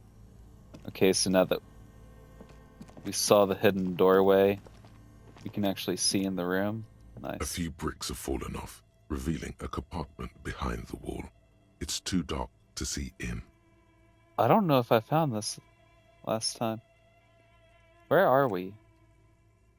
Seems like an old bunker from the revolutionary period. Look at all those rifles. Must be an old weapons cache. No, I was here. Look, there's a hole in the wall. There is, yes. And there also appears to be something inside the hole.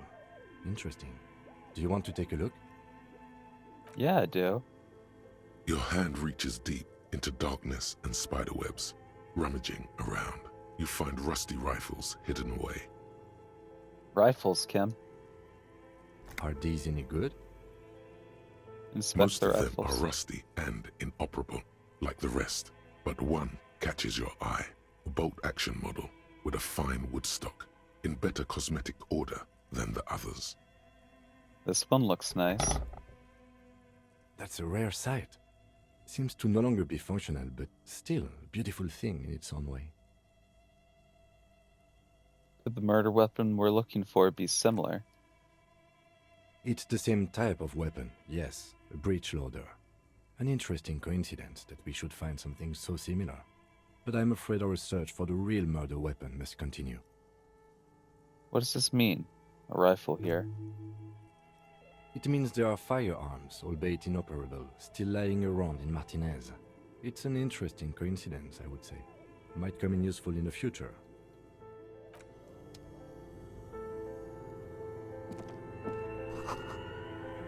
Someone has stuck some busted guns beneath the ceiling.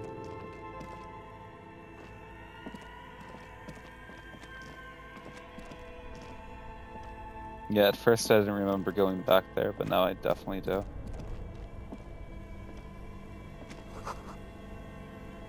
Frozen ice cream maker that's still running.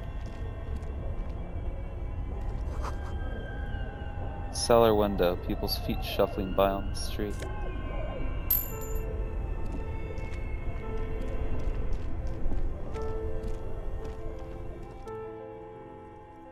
Two cables are plugged into the breaker box. The red one leads to the ice bear fridge, and the black one to the ice cream maker nearby.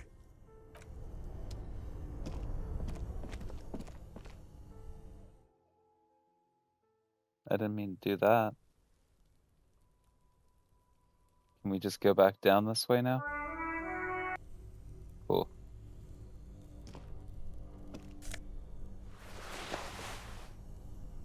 Insane mesh tank top.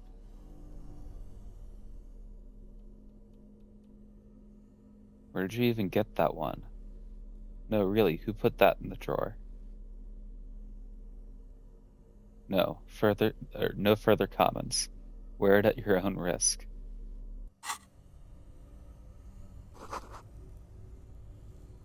Intercom wires running into the breaker box.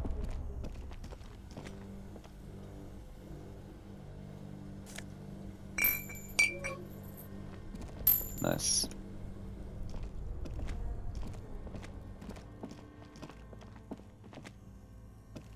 Gotta walk around doing that Jamrock shuffle.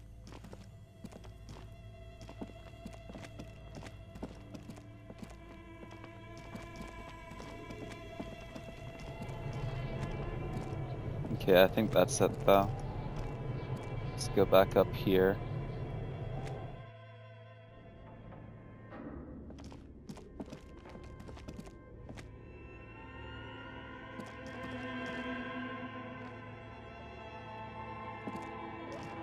Check out the board. Your flashlight slides over an old green chalkboard covered in scribbles, sketches, and schemes, like some ancient cave mural. Some of the writing has faded with age, but you can still make out sections here and there. Photos and drawings have been pinned to the board. Inspect the drawings. These lithe, pointy-eared creatures appear to be different types of welkins. You make out autumnal candle welkins, casting wax-based magic. Translucent welkins, with organs shining under their skin, and even ether Welkins, hailing from the vast emptiness of sidereal space. One of the Welkins, towering among the rest, appears to be different, however. Examine the Welkin. This is important. It's Vara Hamira, a high Welkin, his face white and scarred like cracked marble. This is clearly a Welkin supremacist. The note says, all non-Welkin races will be purged. The Haldor, the Twarg, the humans, and even headless men, all of them, purged. Imagine a world filled only with Welkin, Green Welkin, Dread Welkin, and the High Welkin to rule them all. An inordinate amount of time has gone into drawing these little Welkin creatures. One of them is a Welkin supremacist. Political commentary. That one has a great beard, too. Lieutenant nods at the Welkin's facial hair. Why would anyone spend so much time on this? Some people really like building a world, I think, even if it's just for a game. Who are these creatures? Who drew them? Are they real? I have so many questions. This looks like concept art for a project. It's not really real. Well, this has been educational. Just look at those details. So much effort. Look at the The pictures. photo collage depicts barren, icy landscapes wrapped in perpetual night. You see permafrost and glacial landforms, dead trees grown in under the snow. Entire oceans have been frozen from shore to shore. There are pictures of settlements on dried-up riverbeds, abandoned in a storm. Animal corpses in the dark, carcasses and bones. You see primitive oil rigs built into glaciers, boreal dvorg, yurts under the snow, great mammoth-like beasts of burden. Albeit dark and cold, this vision also feels cozy in its own way, like eggnog or morphine, a much-needed respite from our own world. A pinned postcard reads, "The heat death scenario. A desperate fight for geothermal energy engulfs the world as Wirral becomes untethered from its sun, drifting through the universe." Look at the schedule. This is a monthly calendar from the year 50. Cryptic words like sprint, daily minimi, and GPI span the marker-drawn grid, the grand scheme of production and money. It looks a bit like an academic calendar, only much more brutal. What happened? As time goes on, the numbers in the boxes grow rarer and rarer. The board becomes an empty snowfield in the final days. Only failure and regret dwell in this region. Looks like they didn't make it. Lieutenant looks at the frigid ice field of A nothingness. note in the bottom left corner of the chalkboard says, "See the prod schedule filament for details." Inspect the notes. The handwriting is only partly legible, but you can still make out 3 slogans: "Call in, tune out," "Wirral untethered," and "Heat death of the universe." The full text reads, "Heat death of the universe is the new black." Another note says, "The biggest advancement in role-playing systems since the 30s. Outside, a cold wind wraps the building in its bosom. Snowflakes in the wind. An old woman passes what the locals call the doomed commercial area. She tries hard not to look at the bookstore windows. It's unwise. Okay, let's do the radio computer really quick, and then we're gonna be calling it. The machine lights up like some prehistoric animal stirring from its slumber, revealing fluorescent play and print keys on the keyboard. The hatch on the machine's central compartment is wide open. It's empty like a beehive without its brood. Some cables have been left dangling, disconnected. This is where the memory should go. Nothing happens. Something's missing. There's no tape in the player. Nothing happens. I forget where you find the tape. Is it just back here?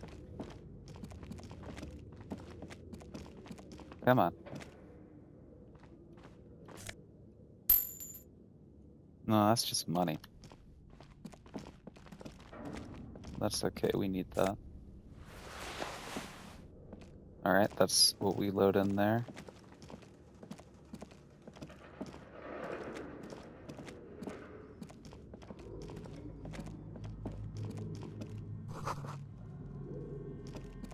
Airship rotors covered in spider webs.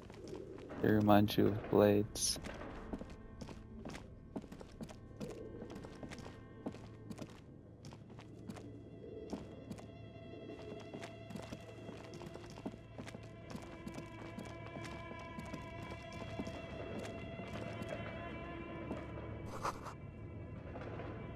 Large demijohn full of strange liquid.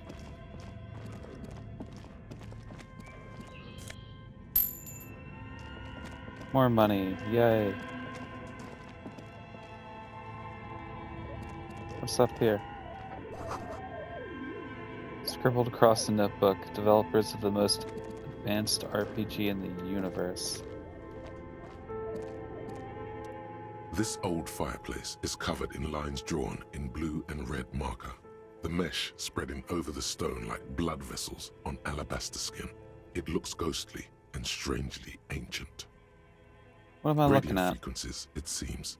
UKV 123.6, UKV 123.7, UKV 123.9. Some written notes, too. Sparse and cryptic. Radio frequencies for what? Unclear. It looks like a cardiovascular system split into veins and capillaries. Very advanced.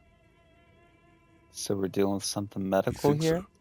The web is comprised of radio stations, all lead back to one red heart, titled the Game Master Frequency.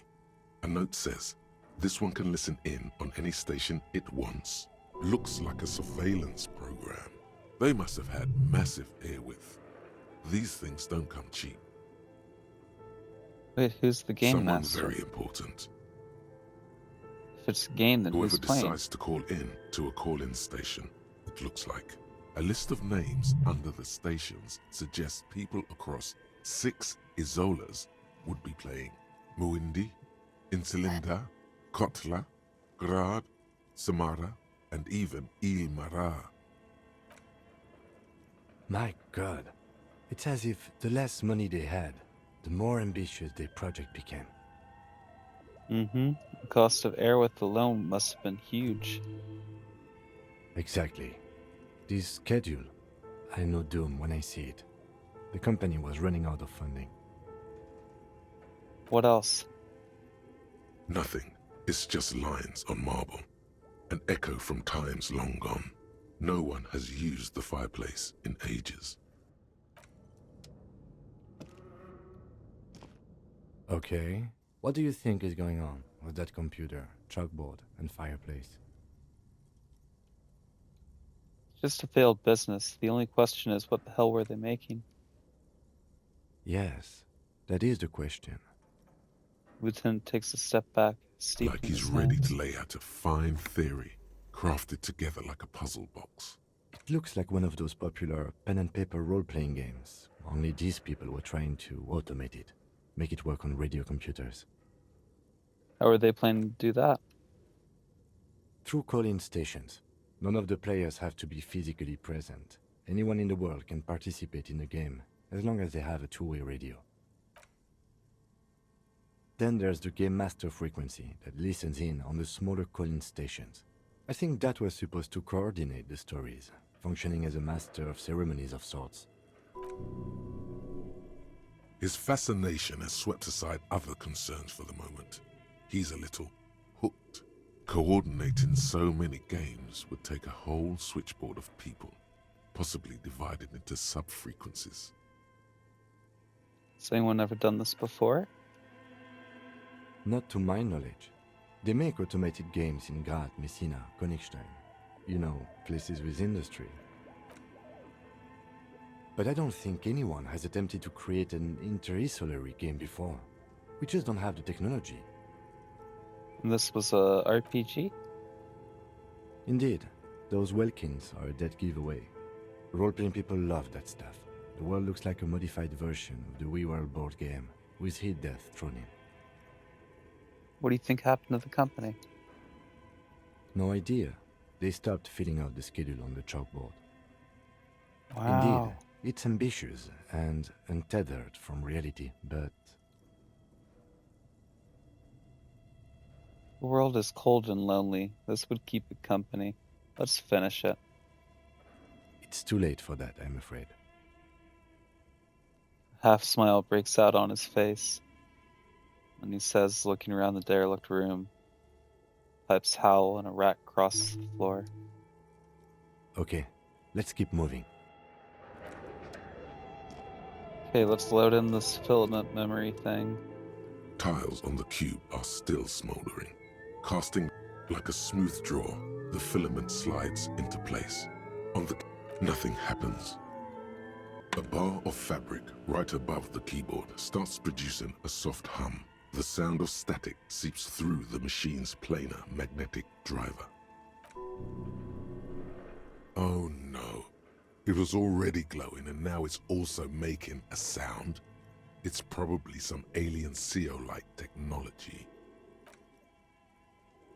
The static gets louder, slowly filling up the abandoned hall, until a voice speaks out, crackling and old, cutting into the air.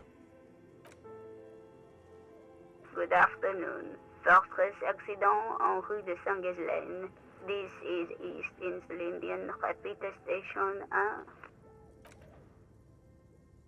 Please repeat. Is this the production schedule? What's the production schedule? The filament you have inserted into the reader. You mean that glowing thing I put inside? Yes. Is that the production schedule? Yes. Good. Please repeat the password. A password? I'm really bad at passwords. Can you give me a hint? No. Is it my birthday? Still no. This is the police. Please open this I thing. am contractually obliged to protect the privacy of the filament holder for stress accident. Without filing a warrant with Lintel, I cannot give you access to this filament. I'm afraid we are not doing that, unless we want to wait for a month. Now, can you please repeat the password? The voice in the machine asks again. She sounds cold in the damp air. Oh, no, the password. Received. I will register this login attempt. That sounds bad. A login attempt. Something a criminal would do. Don't worry. Passwords have a way of turning up sooner or later. Fortress accident.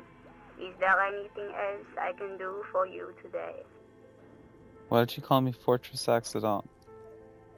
Fortress Accident is the company on whose name the terminal you are currently using has been registered to. Do you have any other info on this company? One moment. You hear her flip through a catalog before she reads out with studious care. Fortress Accident SCA produces revolutionary interactive call-in radio games. That's what the catalog says. And what's that, this interactive call-in radio game? Any other questions? You hear her ask when the connection finally improves. What are you, a machine? Or are you alive? Yes, I am alive. I am 74 years old and my name is Yvonne. She repeats passwords. Programming people are all paranoid. Yvonne, my partner tells me that you're here because radio computer guys are all paranoid. are merely cautious. It's my job to protect the filaments as a password repeater at the East Insulindian station. Okay, but where are you, and how did you know where I am? I work as a repeater at the East Insulindian repeater station. It's my job to know where you are, Fortress Accident. As for me, well, I am sitting in my cubicle, surrounded by a wall of radios. On an island on the river Esperance, a small woman, all skin and bones, sits in a room filled with audio equipment. Thousands of tiny lights are reflected back from her prescription lenses, like stars in the dark. Now, please tell me if there's anything else I can do, Fortress Accident. Bye-bye. Thank you, and goodbye. The old lady's voice disappears along with the Tiles static. on the cube are still smoldering, casting the framework. The filament slides out of its glowing nest. Okay. We're gonna go ahead and call it for the night. What items do we have, actually? Broken bell McGray from Aegis Pass, 6-4-shot bolt-action military rifle with a wooden frame. Cube-like crisscross of filaments feels oddly fragile in your hand. Intricate structure is covered in dust. Silver tape on the side reads production schedule note. This filament contains information that can be read using a radio computer. Yeah. No. Handwritten note you found on the giant ice bear fridge. It still bears some marks from the fruit-shaped kitchen magnets that were used to secure it to the refrigerator door. Well, gotta check that out. The note is written with a blue pencil on a piece of lined office paper. The kitchen magnets have left spots on its surface. Does it say anything interesting? Lieutenant leans closer to read the crumpled note over your shoulder. This is tangential at best, but the lieutenant's detective instinct is still active. Someone has scribbled, S. I can't believe the off-site copy is still here. The illiterate ginger kid keeps stealing stuff from the studio, so I had to hide it somewhere safe. You'll find the filament memory with the off-site copy in the frozen ice cream maker. Please take it home, ASAP. It's important. I'd do it myself if I lived in a civilized place with a freezer. Take care, Sully Soif. I wonder who wrote that note. Looks like someone from that radio game company upstairs. I'm a little surprised they just left their property lying here. Maybe they had to leave in a hurry. That's a plausible hypothesis. Who's the illiterate ginger kid? Really? You don't have a single guess? Lieutenant looks at you, the corner of his mouth curved into a smug grin. You mean Kuno? Oh, I'm sure that child would love to get his hands on the filament memory. Even if he doesn't know what to do with it, he'd probably try to pawn it for speed, based on our encounter. Do you have any idea where the frozen ice cream maker could be? I don't know. Didn't you see one right next Downstairs, to the breaker box? yeah. Derpity derp. You already know what the filament memory is, so we're not going to ask about that. Okay. You have my attention with finishing up the ice cream maker really quick before we wrap up for the night.